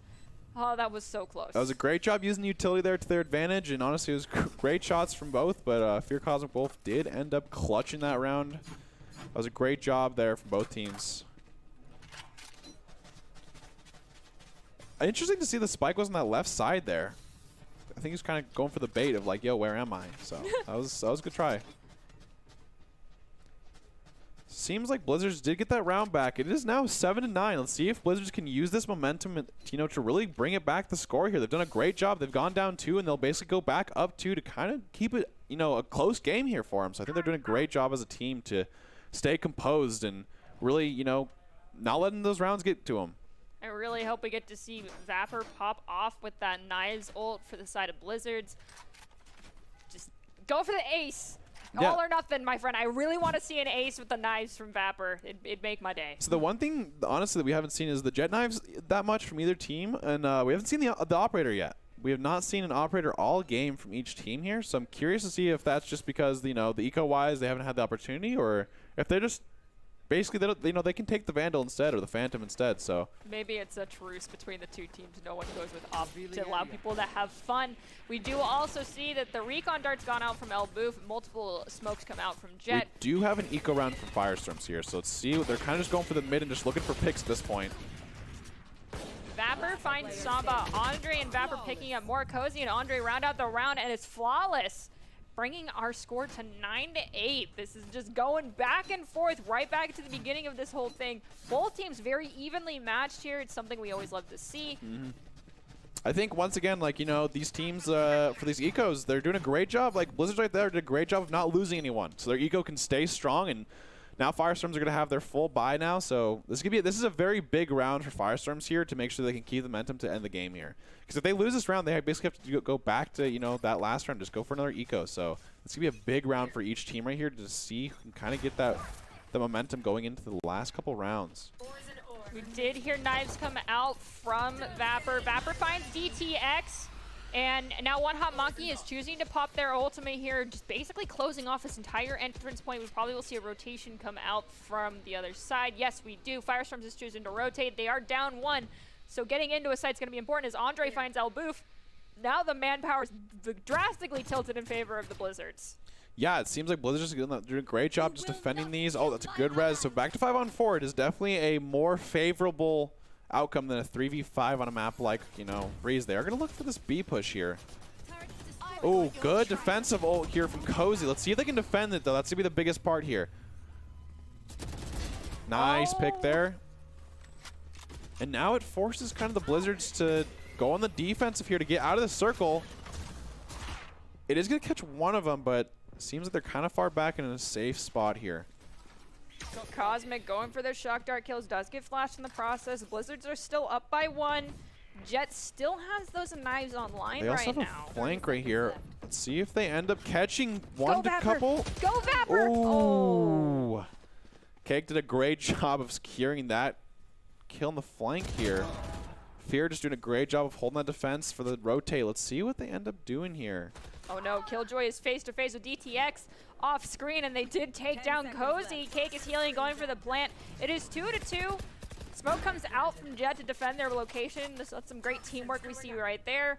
And Now, oh, this is going to be rough. Yeah, Cake does have full utility here, whereas Monkey does not. So I'm curious, they just got to really play the gun game here and just try to outwin them. They are splitting up here. Let's see if they're waiting for a timing. Oh, Monkey is getting closer for this flank here. Great job for one. Nice. There should be enough time to hit the defuse on this one as well. Yeah, I think, honestly, Monkey and the Sova are doing a great job of just holding this defense down. Monkey's been doing a great job of getting those angles for the flanks and honestly making sure that they themselves do not get picked. They're doing a great job of that. Okay, Brandon, I gotta ask, what do you think is going to be the thing that tips the scales in favor of either side here? Because we've seen constant back and forth. We're now at 9-9. I genuinely foresee an overtime. And if I don't, I'm sorry to anybody that's playing on these teams. You can say I cursed you. You can drop it in the chat. I will full take responsibility. But if we are going to go into an overtime, what do you think is going to be the ultimate deciding factor here that determines who comes out on top? I think right now it's been the utility usage, right? There's a difference between just throwing utility out and just kind of throwing it to throw it and actually doing a great job of utilizing the utility. We've seen a lot of big swings of these rounds that are just, basically 4-1s, 4-0s of basically all the utility being used in succession of what they're trying to attack on. So I'm curious, that's going to be the biggest thing I think we're looking out for. Oh, One Hot Monkey got really close there to Boki. The jellyfish has been used from the Blizzards. Knives are also online for the Firestorms right now, currently in use, I believe, from DTX. We'll see if those come in handy. They are still mainly rotating together. Jet is semi-in mid, but still close enough to their teammates to be able to call out if they're going to be flanked. But we do see Killjoy right now for the Blizzards is on a long flank. Cozy, what is your plan, my friend? Looking for a big flame. Cozy gets the pick. That's great. And honestly, Cozy does a great job of just backing up immediately. Just go away. Just go away. Take the 1 for 0 since you are defense, so you just got to hold those angles. They are looking for the A push, though. Samba did take out Fear. Elboop found One Hot Monkey. Loki was helping. Oh, dude. Andre! Oh, Andre is just going crazy with this. Will Andre be able to find another one, though? Elboop. Good flash. Looking for the 4K. Ooh! Andre did a really great job for Blizzards just taking that extra step to have the round to go up 9-10 right here. I think Blizzards is the first time they've gone up in, basically this entire second half here. So I think that was a huge round. Right there, I was hoping Fear Cosmic would find a Shock Dart kill to be like, yeah, I have one more than the other Sova, but Andrea had other things in mind.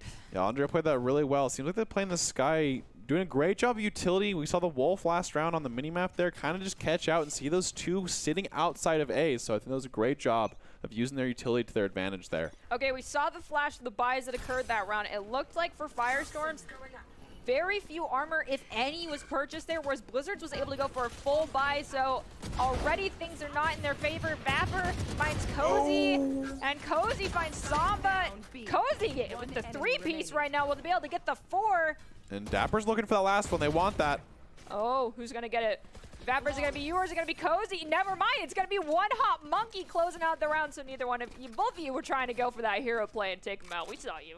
So the one thing was that they did have an eco round on the side of Firestorm there, but I'm curious, I really want to see them use this full gun buy round and really use it to their advantage. It seems like these rush plays have not been working in their favor for these attacks, so I really want to see what they're going for mid, or using that mid utilization that I was talking about earlier, right? Because it seems like this mid has been very untouched, and that's why Cozy's got that flank that last round, and it seems like it's really hard for them to get the multiple angles on Breeze rather than just playing that one.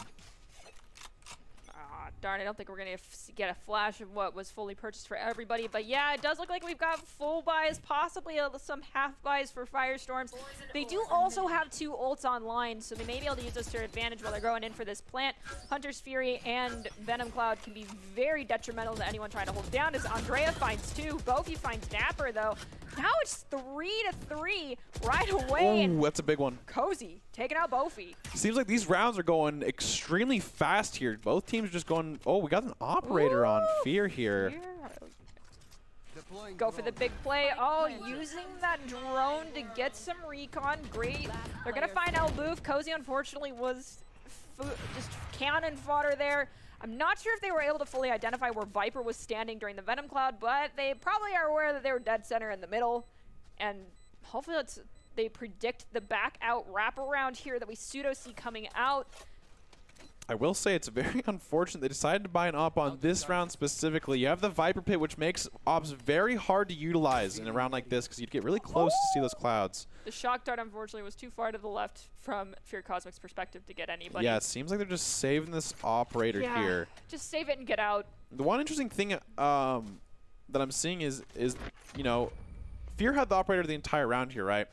And I think that with the operator nerfs, I think it's still fine if you're very confident, but I really think Jet just utilizes the op in such a way that it makes it very, very hard for the enemy team to attack because you're always going to basically be trading 1 for 0 on that operator kill with the dash out. And I think that's what makes the operator so valuable on those Jets is it's really infuriating to get those picks because you can't really take advantage of the operator's, you know, weaknesses. Okay, but hear me out. I feel like the operator is when someone who has great crosshair placement like Fear Cosmic or some of our other even Sova players and Jet players and some Reynas in Esports Tower, like the thought of them having the op and knowing they're still alive with the op in the next round can be enough of a oppressive thought in your mind to actually change how you're going to go about attacking a point. Absolutely.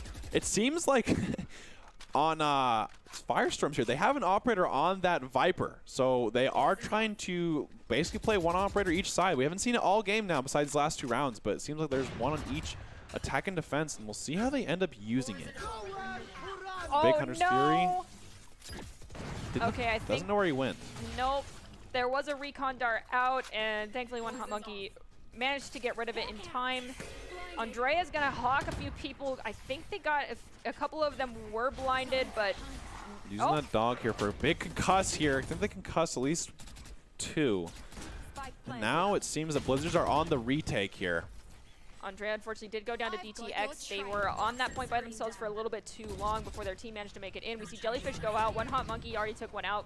Basically aware that everyone knows where they're at. The Defender Killjoy has now been popped. This is going to allow an opportunity for Blizzard to rotate in and possibly just fully bunker down on the point and try to get the defuse. They need to be careful though and watch for anyone trying to out-rotate them and to prevent the retake happening. Seems like they don't have any mollies. Okay, they did. It seems they did have lineups there, so we'll see how it is halfway. If he sticks it, they can, and he does stick it. That was, you know, the crazy thing is Blizzards they had Viper and KJ. It seems like they didn't have the lineups necessary, or they didn't have the utility from previous in the round to actually end up holding that down. But that was a great take from Blizzards there. It was a great KJ ult to really sway the round in their favor to just, you know, force Firestorm back in a little tunnel and just kind of all kind of singular, like, you know, form with that 1 point. There has been some very bold defuses happening on both sides here during this game. I love to see it, but my goodness, you must be having some severe anxiety during those moments. Well, hey, you do know what they say. Pros don't fake. That's what they do say, that you hold it down and people are always going to think that you're faking it. So, and we can see that it's coming. It's, you know, it's happening. Great hold from Cozy here. Bofi, Cozy, nicely done. Andrea does go down, but Bofi will res Samba. Cozy picking up the 2. Oh, aw, dang it, Cozy. I was hoping you get the ace, but Elboof has other things in mind.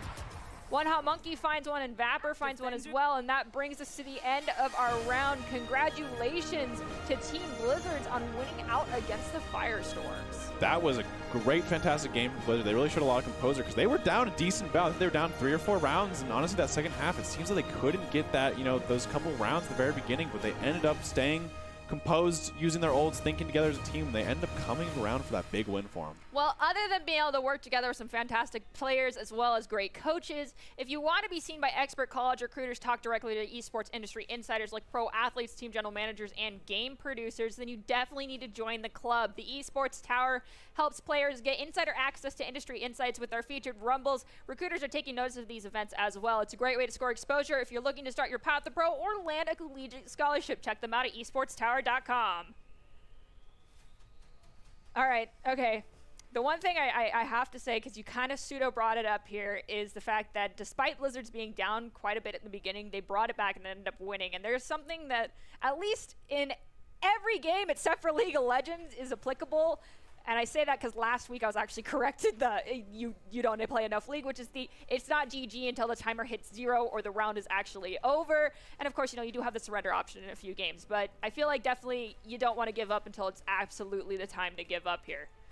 I think Valorant's a really cool game in that aspect because in games like League and other games that have really big snowball effects, like once you're down a certain amount, it's really hard to come back. But in Valorant, I think it's a really cool opportunity where you can just you take that extra round, you save the round, and then next what? After that, you're in an even playing field with the enemy team, and you have everything you need in terms of like even playing field. So what it comes down to is team play and individual play at the end of the day.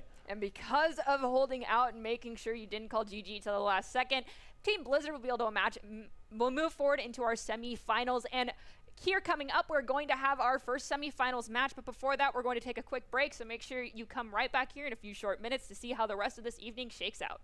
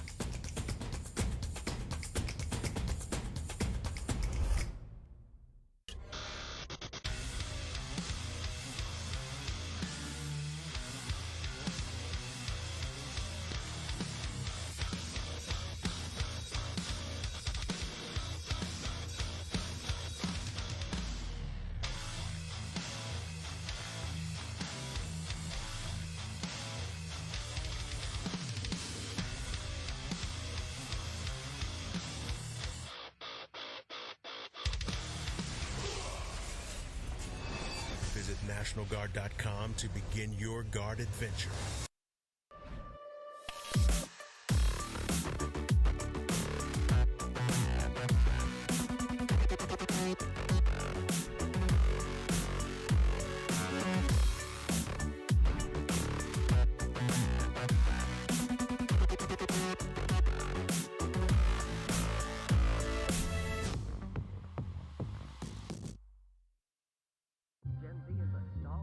The news says Gen Z is struggling. I've got news for them. I wait tables, but last week I built a field hospital. I put out a forest fire. I stopped 1,000 attackers. And a natural disaster. I've saved lives. And led a team on patrol. I serve. Well, I go to school full-time. While I work full-time. The greater the challenge, the stronger we become.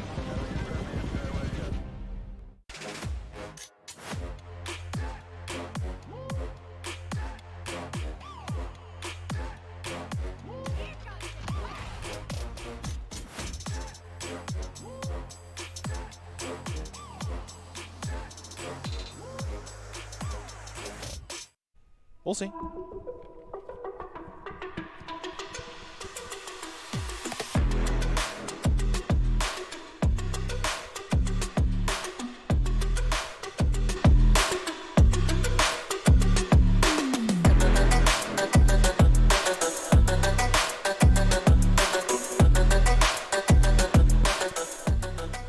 Welcome back to this broadcast of the Esports Tower Rumble in Valorant. We're broadcasting it from the Boise State Game Pants Esports Arena.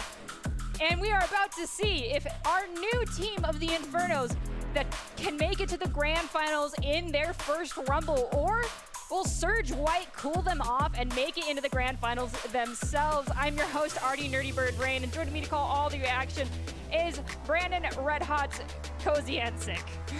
How how you... Okay, you've seen 2 games so far. You haven't seen Surge White just yet kind of going full throttle in all of their glory. They are a team that a few times thus far has definitely shaken things up quite a bit. Most notably was all of them picking the Odin and just mowing down the entire enemy team at one point. It was beautiful to see. But since this is going to be a new team for you, what are you hoping to see from them? I think it's really just depending on the map. I think we're on Icebox today. Yes! So honestly, the biggest thing about Icebox is using that vertical to your advantage, right? Having multiple angles for the same basically same area. So they have to go, they can't just, get the 1 for 2 or the 2 for 1 and stuff like that. So I'm curious to see. I think Inferno is a really good individual team. I think their team plays really well as well. But I think the biggest thing is sometimes they get kind of caught up in either the eco rounds, and I think that might get to them sometimes of just taking that one out and then just, playing off that. So I think Surge White, they can kind of take advantage of that and just seeing if they can get a couple streaks going for that most part, So we know that the Infernos here are a roster that pulled together the night before our Rumble began, and Surge White is a team that notoriously has been great, but they themselves are going to have some new faces in their lineup. We've got Crimson Coconut, Pax, V-Spicy, Reskin 3, and ZD Van coming in for Surge White. We definitely know that V-Spicy has popped off on the Viper role before, so we'll be interested to see if they've decided to change that up. However, some things that these teams are going to want to keep in mind tonight if they want to make it to our grand finals next week are going to be Doc's keys to the game, and those in Valorant are focus, angles, flanks, know your win condition, count cards, call abilities, and know the enemy econ. Doc's keys to the game are presented to you by Esports Tower. Score pro advice at esportstower.com. Improve your game sense, improve your team play, and improve your performance under pressure. You'll get matched with great players and professional coaches to help you rank up. Okay, so we're about to do it. Everyone's most hated map, but my most beloved, Icebox. We get to see that basically everyone, V-Spicy, of course, going with that Viper. Love to see that. We've got Reskin on the Reyna, Crimson Coconut picking up the Sage play, which in the past year we have seen some insane Sage players just playing that support role like they're an initiator and fragging constantly. I'll be very interested to see if Crimson Coconut can do the same. We do have the Jets on both sides across the board. Very similar comps, but actually now exactly it's the same. Exactly the same. Soldier originally was going with that Killjoy, but they changed it up. All right. I do think the funny thing about Icebox is when this map first came out, everyone hated this. Everyone just really disliked this map. Like, this is the worst map of all time. How could you do this? But as over time, the thing is, you ask a lot of players, hey, what's your top 3 maps? Icebox is usually in that top 3 now. I think people just, sometimes change. It happens, and they're like, I have to look up and down. What do you mean? And then, it ends up really growing on them. For a lot of the Esports Tower teams, the Icebox is the bane of their existence. I don't know why. It hurts my heart because I personally love playing Sage, especially on a point A push or defend. There's some great lineups you can do with slow orbs and walls on that one. But I totally understand that because of the level, literally just the change in elevation that exists here within this map across the board in multiple places, as well as the hiding locations that people can have, can make it a real big pain in everyone's side to deal with. And let's see how well these teams manage to deal with that on this first round. I will say the big thing I think I'm going to take note here is the Sova lineups in this map. Sova has some crazy dart options on this map to really flesh out to see where these people are located. So I'm curious to see if they have any of those, Reddit lineups that we see all the time. You never know. Sova play on this one, especially on point B, regardless of being on offense or defense. We have seen notorious Sova shock dart double kills coming out, and it's lovely as we see Soldier take out Pax. The wall goes out just in time for Crimson to be just above half health. Shock dart did do a little damage. Healing sprint found Zed, and let's see Crimson. Inferno just really taking this site straight on. They did not hesitate in the slightest. Reskin and Crimson found one. Froyo found Reskin shortly thereafter, but it's 2 to 3 Infernos in close quarters right now. Crimson evens out that playing field. It looks like we might see this tip in favor of Surge White, but the Infernos, that aggressive play, one enemy remaining in their favor. Coconut takes out Froyo. The fake out on the defuse helped them out a little bit there. Crimson is doing a great job with this pistol gameplay, using those classic right clicks to their advantage at this point. Going for the Viper on the outside to see if they can stall for this defuse. I think they should just, they should just hold that right there. Great job from Crimson this round. really just holding this site down. And the iconic, just aggressive Sage play continues throughout the Esports Tower Rumble. Nicely done, Crimson Coconut. Let's see if you can do that again. And I won't lie, I'm very shocked that you managed to stay alive as long as you did, because you took a lot of fire. So Crimson did a great job just kind of firing off a couple, shots to make sure that they're not holding any angles. But I will say, I think the classic holding with just that right click, there was no left clicks there for the most part. Just basically all those right clicks in close quarters and get those couple kills going for him. Inferno's also did a great job just full 5-man committing right there. We've got V Spicy as well as their Reyna looking like they're going to defend over here on point B, but it's another full A rush. We do see Sage and Sova are rotating in towards the back of A. Jet is going to be going on a very long flank if they choose to stick with this route, as we've got 2 others still coming back in. Doctor finds Crimson Coconut, so now they're without their Sage and the powerhouse of the first round. We'll see if Surge White can survive. Inferno does have a good advantage here. They don't have the gun advantage, but if they can just get a couple picks here, they can get the guns and have it to their advantage. And obviously it is a save round for them, so this will be a big round to win here. Ooh. Nice, spin it, doing another one. Seems like they retaliate with a 2. Ooh. Great job there from Pax. It looks like Surge White's plan on this one, despite knowing they were more in the lead as far as econ and loadouts went for the slow retake play, and it's working in their favor, getting that defuse. Nicely done, V Spicy. Infernos did a great job there for their save round. They had, nothing. They just saved their guns and all that good stuff. And they had it, they honestly ended up going for 3. So Surge White's going to have a hard bonus round ahead of them. I think Inferno really needs to take this next round, but they are doing a great job of these attacking and getting on site. So I think once they just kind of clean it up with some real guns and even the playing field, they'll have a good chance here. We did not get to see Surge White play against the Monsoons in the bracket round, but if I can try to extrapolate from their gameplay currently, I think the strong strat they stuck with was definitely playing to the advantage in the first pistol round, seeing how the enemy performed and played it out, and then either deciding to go with a retake play, which is what they did here for the second round, or being just as aggressive as they felt as though they'd be able to stand their ground. Let's see if that continues as a trend here, as we do see Surge White's Jet already has their ult online. We'll say Surge White is, in the past been really good at this map because they use their angles to their advantage here. So hopefully they can just keep doing that. They seem to be doing a great job of that at the moment.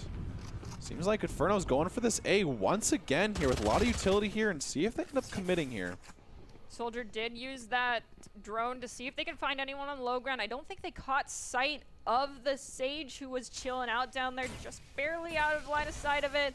It's like that sometimes, but let's see people check their corners as Rezkin finds spin it. Rezkin goes down to Vipers though shortly thereafter, and Froyo finds V Spicy. Seems they're rotating out of here after getting these picks. Actually, they might look for this B take. Pax does have knives, but I think he only has 2 left. Great pick there. They are split up right now, so let's see where this ends up going. They did end up planning B, but there is only I think there's actually 2 over there right now. There's 1. Okay, now Viper finally made it back, so they can have this defend here. They do want to stall for this last Sova to come over. The Sova for the other side is all the way over by A, so it's going to be interesting how that plays out. Froyo finds 1. Zed Evans returns the favor, though, so now it is 1-2. But a 1v1 scenario here. If they do get the pick on Vipers here, they have the lineup. Oh, great job there playing the lineups. See, that's the Viper right there. You got the smoke screen, you got the Molly on top, and it's really hard to get a defend on the Viper. That was a great job. That was a great round, I think, from Surge there. So, good retake and stuff like that. Way to play patient. They had a good rotate there, so see how they end up playing this next round. Seems like they're kind of lining up once again for this A. If it's another fake out, I feel like they may... Actually, I feel like they should not fake out on this one, because otherwise Surge White's going to start anticipating that's just going to be the go-to plan here. But then at that point, if they can guarantee, if the thought processes are in that zone, perhaps they can fake out Surge White yet again and just stick with an A push on the next round. We'll have to see how this one shakes out completely, though. We do see the rotations have started to happen for Surge White, trying to wrap around here and get possession of this point before the spike goes down. Yeah, it seems like Inferno is doing the same thing as last round, kind of playing slow. I'm curious to see if they just look for a pick here and look for the rotate, but it seems like they did get 1 pick onto the Sova here. Let's see what their next step is. Seems like they are looking for the rotate or maybe a fake rotate. They don't have anyone on B right now as Surge. They kind of have that Reyna playing halfway between, but it seems they are going back onto the site now. For the Infernos, they do have the Empress online, so let's see if they want to just pop that. Nope, the rotation. Yep, full rotation is going to happen. We might see the Empress get popped post-planting as a spike. They also do have the Venom Cloud available. Froyo's been doing great right now on the Reyna. See how Rezkin holds this site here. Ends up going down. The Venom Cloud did go up as well. Doctor's going to heal himself up, use a slow orb. It is now just freestanding for the side of Surge White. We do have Venom Cloud online from the Infernos. Empress has still not been popped, though, as Pax found Doctor, so one man down for Surge White. Crimson just looking to play this on top here. I think they're looking for a pick to go outside the cloud first. Have a good angle. They do get one. PM Pax coming for the flank. Great job there. It's a 1v1 scenario now. They have a choice to make now. They fake out the defuse process. Soldier's gonna peek, but where are they? Oh, nice clutch. Surge White did a fantastic. They got it. Do they though? Yeah, they do. He's got it. Surge White did a fantastic job there. I think the Sage taking the vertical output and honestly them playing very slow and just looking for the good angles that favor them, for example. That was a great job. Pax came at just the right time for that angle. It's a good try to hold from Sova. End up 1v1, but another clutch by Pax. Great job there. So now the thing is here is, does Inferno go for the A again? Because it seems like right now, every round they've been starting on this A, and they either commit or they kind of just throw their utility and go for it. Some Surge-wise kind of spread out here with a lot more mid control this time. If I were playing for the Infernos right now, the plan would be to try and act like we're going to go for the rotation by dumping a lot of util here and then just sticking with it. Yeah, it seems like Surge does have a couple... It seems like both teams here actually kind of have a little bit of an eco round here, so let's see what ends up going on. Pax with a great entry. Right-click duel. Seems like the Sage came out on top. We got Sova drone here, but I think they don't seem because of the wall. Soldier does find Rezkin there. Now the Inferno are up and up even more, bringing up Froyo, but Doctor will go done. Vipers found Zed. It's now just V Spicy standing. They are a great duelist, but will it work out in their favor on this one? They do have a good flank here. Let's see what they end up doing with it. I don't know if they know that Sova is right around the right corner, but they might be able to. Oh, the crouch. Sometimes it just gets ya. Soldier, great job there with the 3K there. I mean, hey, think Inferno's gonna go A here or what? Yeah, I think we're gonna see an A. Seems like they really just favor this A push, their strategy. You know, they either go with the utility and then go from there. So let's see if Crimson Coconut decides to go with the standard lineup here, putting the wall up through tunnel there. It does create a really annoying blockade, but that's only really useful if the other team is intending on using it. Otherwise, it's kind of a waste of a util here. Knowing how the Infernos have played thus far, I do not know if that's the strat to go with, as we see Pax pop out the knives right away. I thought Pax was going to just go straight through that and just go to him, to be honest. Me too, just drive it all the way home as aggressive as possible. Would have been hilarious and great to see as we hear Empress get popped. Doctor takes out Pax before they can land any knives, however. Surge White choosing to hunker down here, realizing Inferno is definitely going for this A push. Doctor's going to put up that wall, use a slow work, create a great opportunity for the plant as Froyo goes in for blood. Seems like Inferno they're just going to keep going A every round. It seems they're doing a great job of getting all these angles covered, and it seems that Surge is just V-Spicy trying to rotate back on the back foot of these rounds. Oh, V-Spicy, yes. Okay. Honestly, at this point, you know, when you go the same spot for 4+ rounds in a row, you know, I think it kind of starts taking a toll on the enemy team here, right? Because Surge is defending here. They're like, well, they've gone A almost every round here, but what happens if they go B this round? I think it kind of, you know, starts clawing at you. If, like, you kind of want to call it, but because at the same time, something isn't working, right?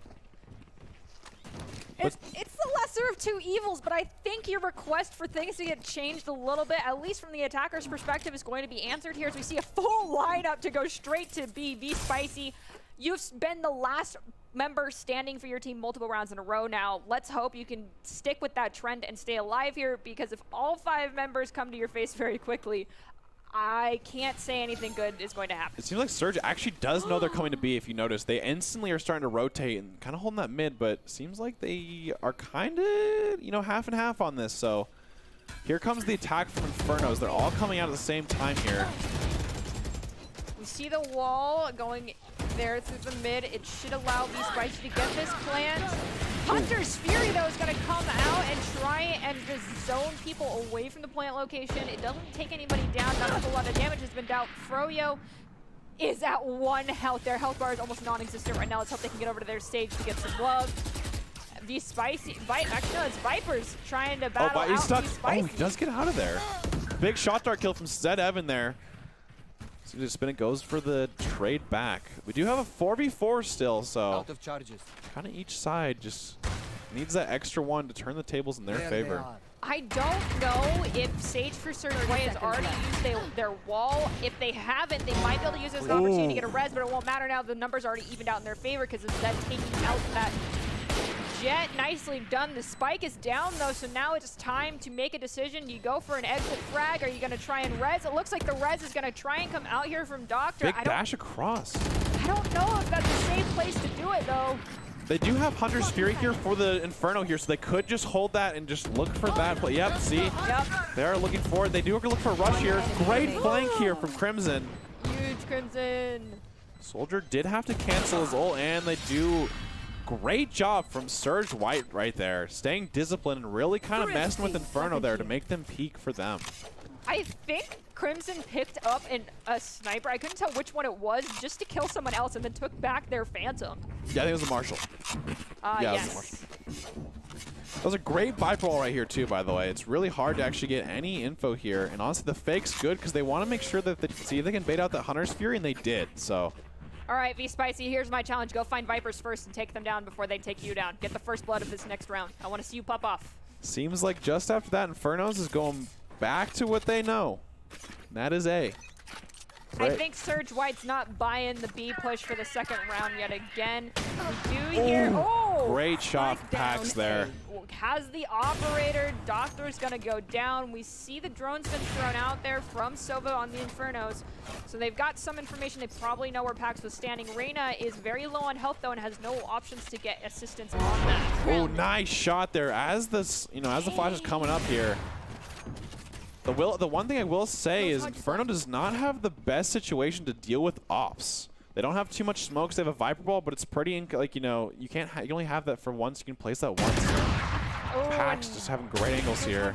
Vipers was hoping to wait for that wall to DK, but it took a little bit too long and allowed for Pax to find double op kills, and Rez can find another. Surge White now up by 2. Infernos, I believe we're kind of going for more of a save round on that last one, so hopefully they'll be able to go for full buys on this one. So the one thing right there is that 4K from Pax is huge here because Jet can basically now hold down A with this op, and it makes it very hard for Inferno to kind of play the slow style they've been playing because Pax can always play that angle that's super aggressive because they have that dash out. So it looks like they're actually going to play this B angle this time. Jets sometimes play multiple angles to try to get those picks at the beginning of the round and then rotate. Will the prediction be right, though? We do see Viper right now for the Infernos kind of staying back over by the spawn point. Oh, they have an op as well for them. Let's see how they end up using it here. Inferno is going to play this slow A, but I think Surge is trying to play these angles now. Oh, great shot from Spin It here, saying, hey, I can op too on the Jet. Unfortunately, the location dart did reveal Spinet's location, so they have no choice but to rotate and evacuate. I'm still very curious as to what's happening right now for Viper. Soldier finds Crimson Coconut, so the playing field's evening out. Well, actually tipping in the favor of the Inferno on this one. V-Spicy is going down mid, but is unaware of the fact that everyone's rotating back towards B. They should get a viewpoint on it here pretty soon, hearing some noise, but they got to be careful of Spinit, who's got that operative right down mid. What's happening over there? I think, maybe Viper something came up here, so they're going to have to look for this disadvantage here. V-Spicy with a great pick on to make it a little bit more in their favor. They do have some op angles, so this could be a big opportunity here for both teams. Pax and Spin are going to have basically kind of a duel here.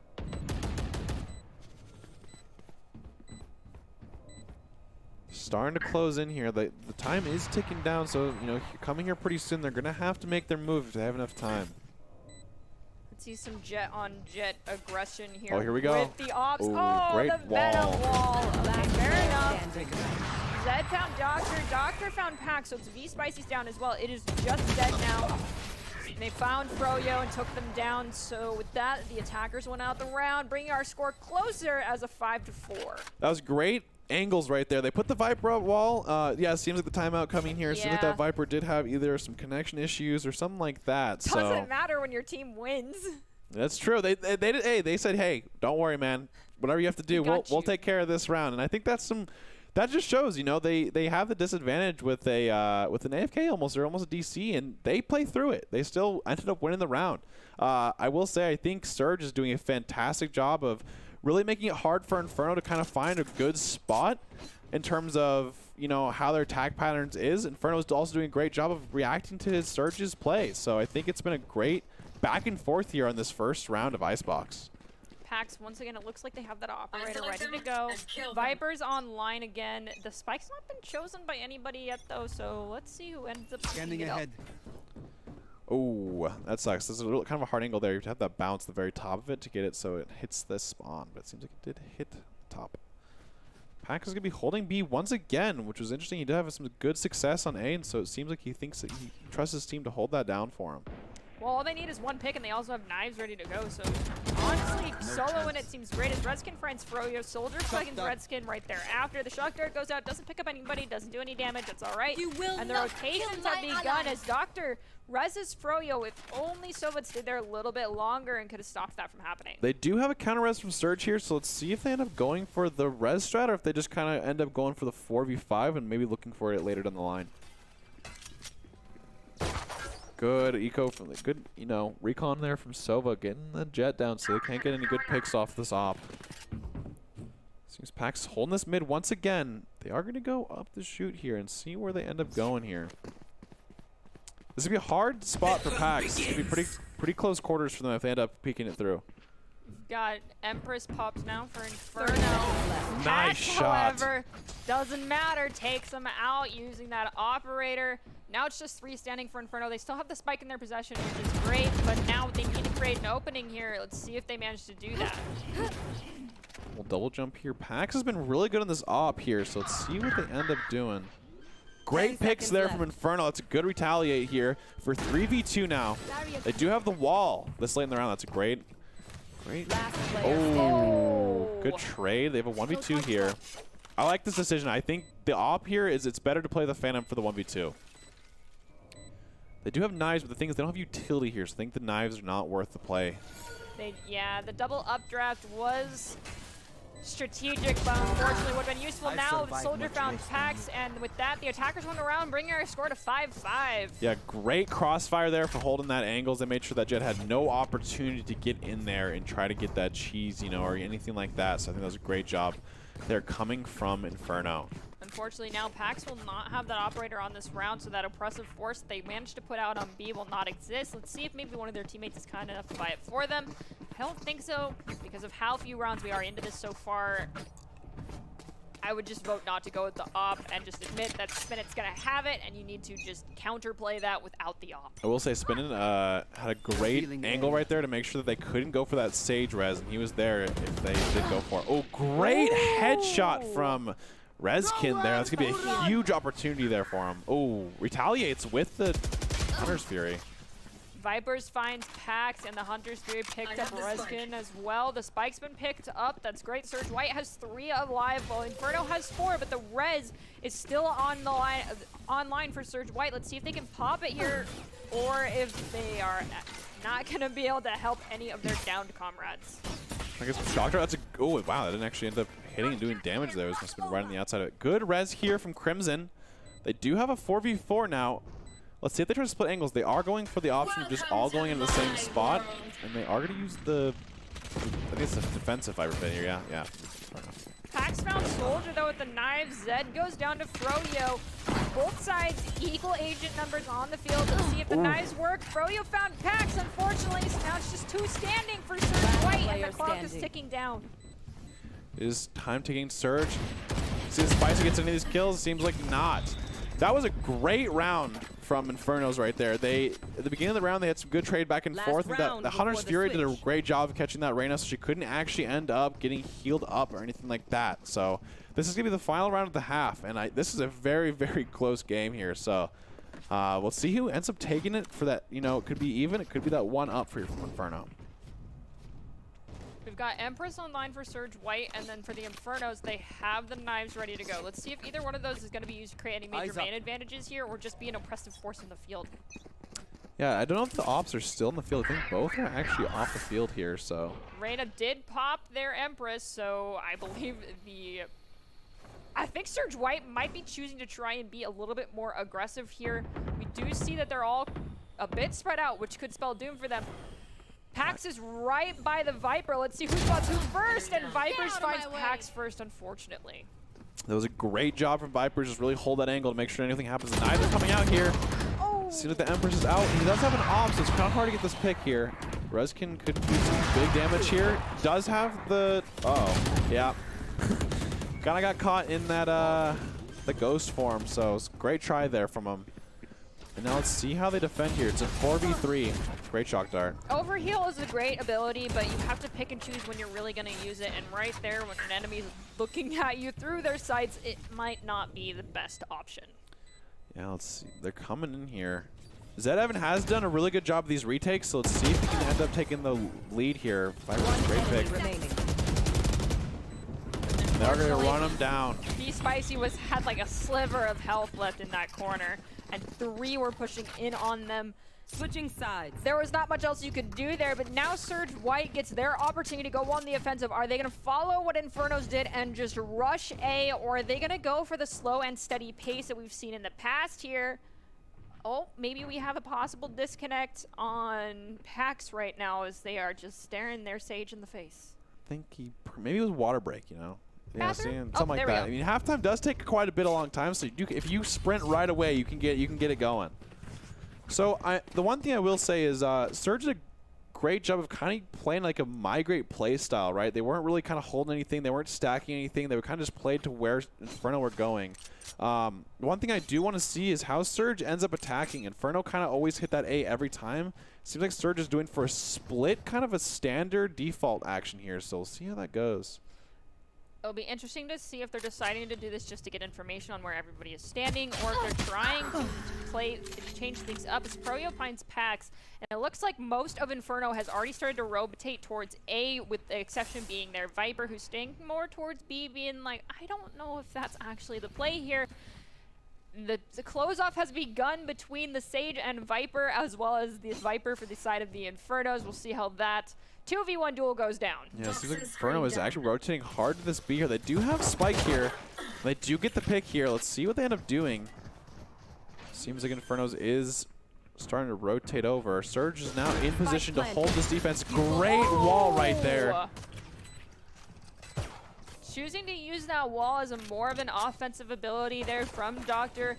Was great to find Rezkin, but not we'll see if it works out to help with the defuse. Soldiers going in, fakes it out a little bit, tries to pick up some people, but is going hard for it now as Zed finds Froyo. Soldier, once again, took their finger off the defuse trigger. Spin it, finds Zed. Soldiers halfway through, and it looks like the round will end there with the defense of the Infernos coming out on top. Yeah, I want to say that Doctor's Sage wall for Inferno there was huge right there. They made it so they couldn't actually end up setting up the defense hold with that offensive Sage wall. I think that was a great job of just, you know, holding that thing instead of just kind of putting it in, just, you know, leaving it off somewhere else that doesn't get used. So the big thing here is, what are they going to try now? Big pistol around here. They are saving now. I wonder if we're to go back to the kind of the style we've seen out through the day today of, hey, let's just 5 rush and look for any picks, or if they want to kind of just play methodically. But it seems like they're going to go for a 5 rush B here. See if they'll manage to come out with a thrifty because they win out on this one. That's always a fun little thing to hear. Viper does have the spike, so they're going to be the one who has to be the most careful on this push. Vipers is going for the wall bangs. I don't think they got any damage out, but Soldier does find the spicy. Crimson Coconut finds Soldier in return. Sage did pick up the spike right there after, so they don't have to worry about retaking it away from someone defending it, but we've got Spin It with the Marshall finding Coconut. Now it's going to be difficult to pick it back up. They use the smoke. Jet peeks, the tailwind comes out from Spin It to stay alive, but it doesn't matter because Pax will go down and Reskin will go down. Spin It had a great job right there of just holding the, holding the T-spawn, making sure that no one can get out of there if they try to rotate out. And I think, I will say, I think Vipers did a great job that round of just playing, not, they weren't looking for kills or anything like that. They're just playing to hold for their team, so there was no chance they could lose that round. And then Spin It with this Marshall. He's doing a pretty good job here. Let's see how the next round goes. They now have the buy, so obviously Infernos are, they do not have the same guns. They don't have those, Vandals and Phantoms, whereas, Surge does here. So let's see what they end up going with.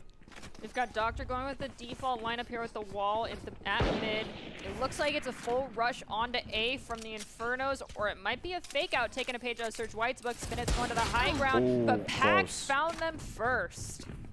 It's a great try with the Marshall here, but it seems like Inferno is now going rotating here. Okay, great picks here from A. Seems like they're having a really great eco round here. They do have guns now, so they can just hold them here and look for the round. Last player standing. Oh, it is just Vipers now. Oh wait, never mind. It's just Reskin. They find one, but Froyo finds them shortly thereafter, bringing the Infernos up by 5. This is a difficult situation to be in for Surge White. Yeah, those are great 2 kills there from Soldier. Those are huge, swings in that round there with the 2 kills from the Sheriff there. Honestly, that was huge round for them. Infernos had a save round there, whereas they had a bonus, whereas Surge had the full-on buy. So now they're at quite the disadvantage here with the eco-wise. They have to have a big save here. The one exception being Reskin pulling out a sniper rifle. The rest are going to go with the pistols and some light armor for a few of them. The other ones opting to go with no armor. This is going to be difficult, but it looks like they're going for a full rush onto B. Less high ground to have to worry about. Fewer angles, but it does make it harder to plant. Viper just holding this down. Everest has been popped now. Froyo finds Pax. Through the smoke. Yikes. I like that play right there with the ghost form, just checking around the corner there and then going back through. Great trade. Spike down B. Okay, we do have a 3v3 here, which is pretty good for Surge considering the weapon disadvantage here. They are going to look for the rotate to A. Because it's such a long rotation, though, it may not work in their favor, as it's easy to predict when there's such a long time between encounters here. There was a little bit of crossfire happening at the mid. Surge White's now almost all the way into A. However, Spin It is on the high ground with the op. It was easier for them to get there before Surge White made it in. And that is why I was saying it's a difficult rotation to pull off faster than the defender team. Yeah, they're coming in here. Let's see if they can get any picks here from the op. Has another launch shot, but Vipers is holding it down. Down A. It is now a 2v2 here. One enemy remaining. Great pick there to really make sure they can win this round out. Sova is coming on the rotate here with Soldier. It's still winnable here. Oh, this. Oh.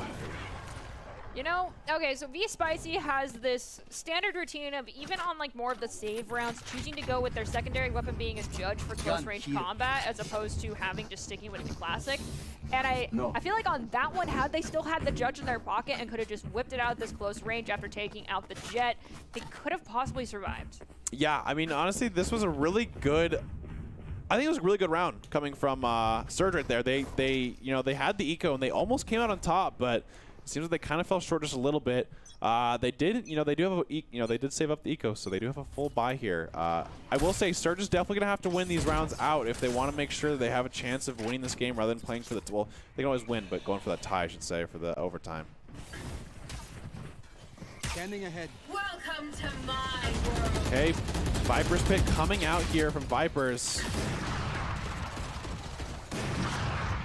Spin It with the operator on the high ground yet again. Let's see if they'll get any picks. Froyo found Zed, so we've got, is that 2 ops for one side right now? They seem so.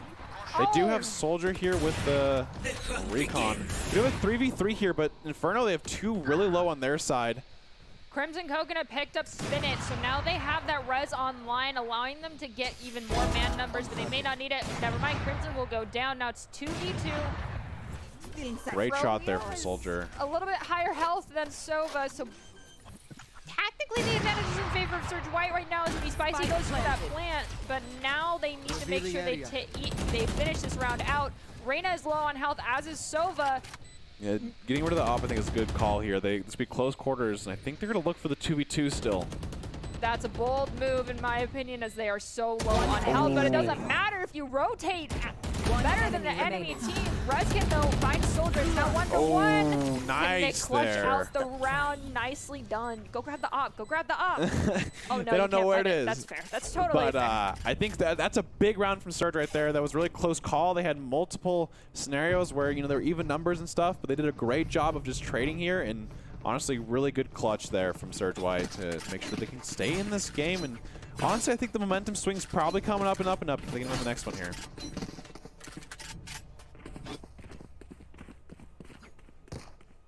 Seems like Soldier's been having some really good aim here on the Sova, so they do have both Sova ults here. The Hunter's Fury is definitely both up for both teams, so curious to see if they, you know, use that for offensive or defensively here. There's a res on both sides as well. Pax is just going to finish out there. Oh, another entry. Get out of my way. Well, yeah, no res available for anyone. We do see that knives have been popped for Inferno and for Surge White. Now 2 have gone down for the Surge White side. Reskin, unfortunately, met their demise to Soldier. Surge White is going to have... It's going to be difficult to play for this one as we have Pax rotating far around up through the midfield. Takes out Vipers. Really low. That one pick's really good now. They did almost get the Sage down as well. Now they're going to use their heal and sustain themselves. Wall goes down. I'm sure Sage is aware of that, so they'll probably be... Yes, they already have a teammate stationed is and ready. holding this angle here. Oh, they looked away. Okay, they still got it here. 2v4 here from Surge White. Seems like they're just going to kind of... Oh, 3v2 now. They did not plant the bomb fully yet, or the spike.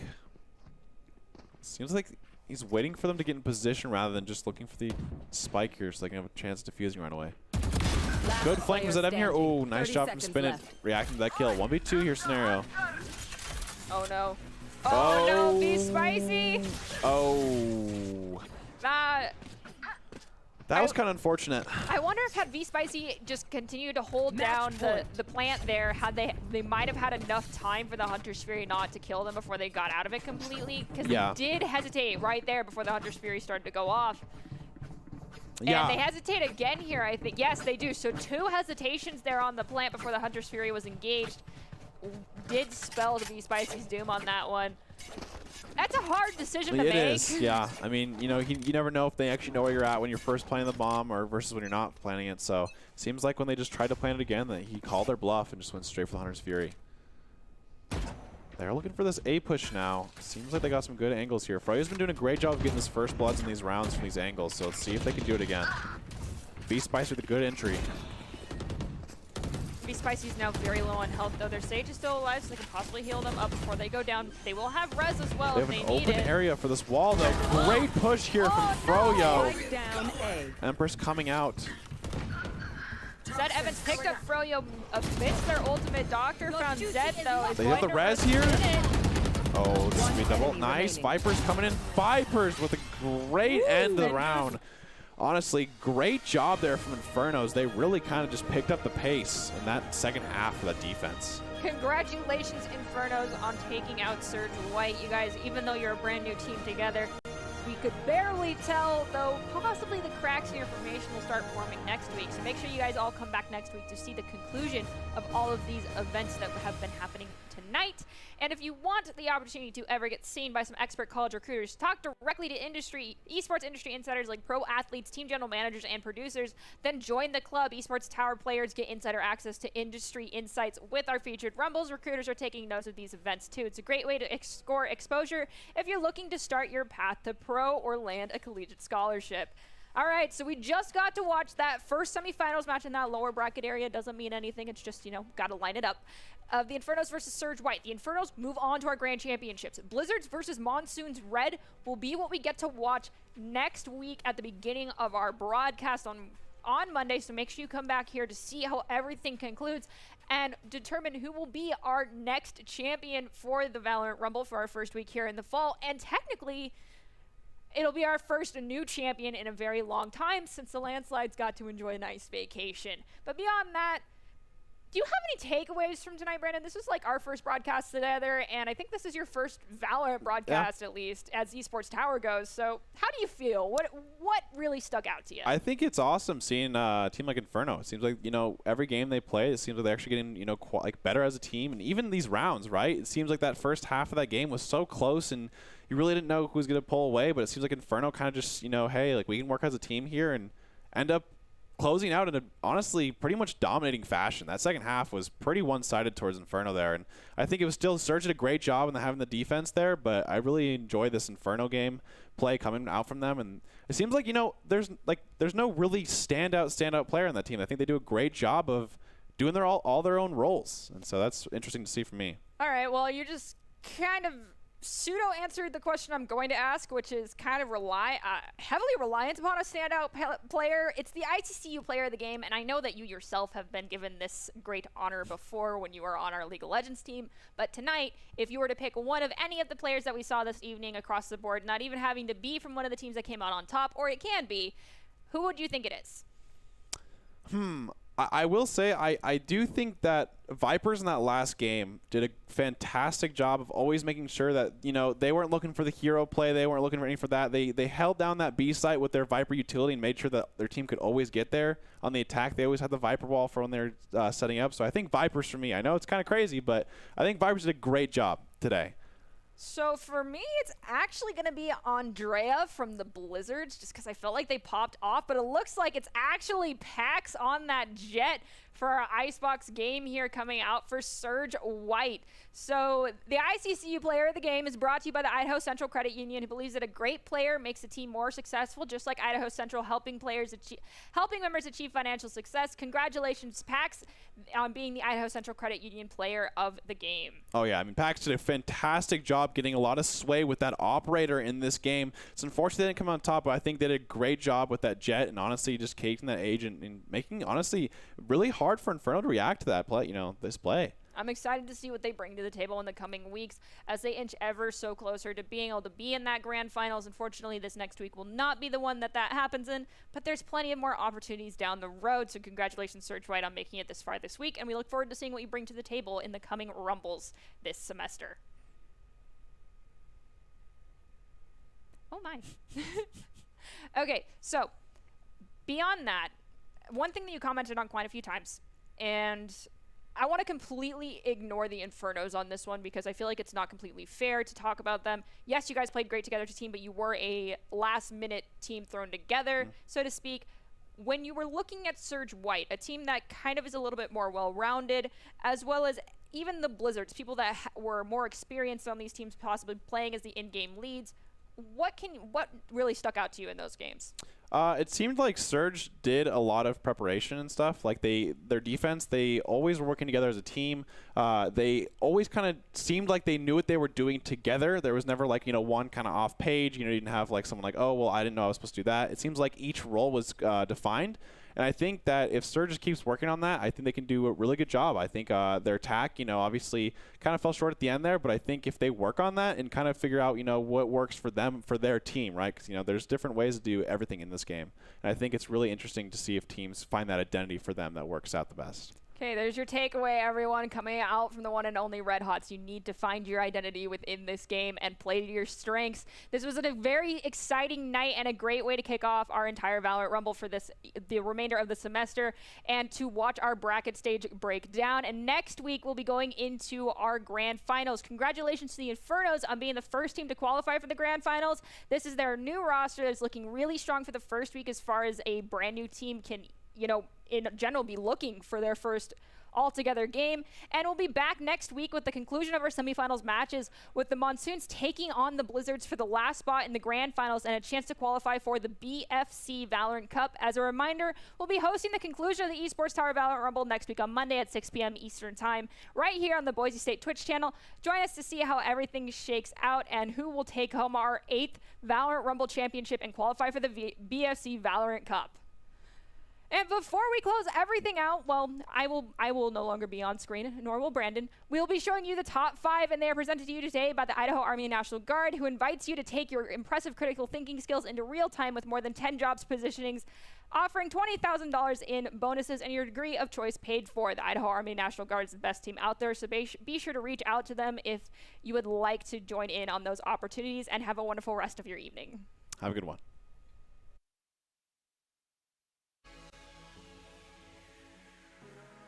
Playing field just a tiny bit more. 6-4 is not as bad of a number as it might sound like. I have faith in their ability to bring it back in the defensive round, even if they lose out on these two. Seems like Blizzard's going for this delay push with the KJ ult. Great elbow pick here. Oh, they're right there. Oh! Way to take 2. So Blizzard's is now down a person. 3v4. Position. Vapor finds DTX shortly thereafter. Seems like Blizzard said, hey, our rush does work. We just got to make sure that we use our utility a little bit more in sync, and it makes it really hard for them to play. I think that Shock Dart just did a really lot of damage right there. Elbow with a great pick. Oh, flank right there. See, that's the one thing about Breeze is there's so many different flank options that if you could just have that. Sage did pick up the spike right there after, so they don't have to worry about retaking it away from someone defending it. But we've got Spin It with the Marshall. Finding Coconut. Now it's going to be difficult to pick it back up. They use the smoke. Jet peeks. The Tailwind comes out from Spin It to stay alive, but it doesn't matter because Pax will go down and Redskin will go down. Spin It had a... Sage did pick up the spike right there after, so they don't have to worry about retaking it away from someone defending it. But we've got Spin It with the Marshall. Finding Coconut. Now it's going to be difficult to pick it back up. They use the smoke. Jet peeks. The Tailwind comes out from Spin It to stay alive, but it doesn't matter because Pax will go down and Redskin will go down. Spin It had a... Yeah, getting rid of the op, I think, is a good call here. This be close quarters, and I think they're going to look for the 2v2 still. That's a bold move, in my opinion, as they are so low on health, but it doesn't matter if you rotate better than the enemy team. Redskin, though, finds Soldiers now 1-1. Oh, nice and they clutch there. out the round. Nicely done.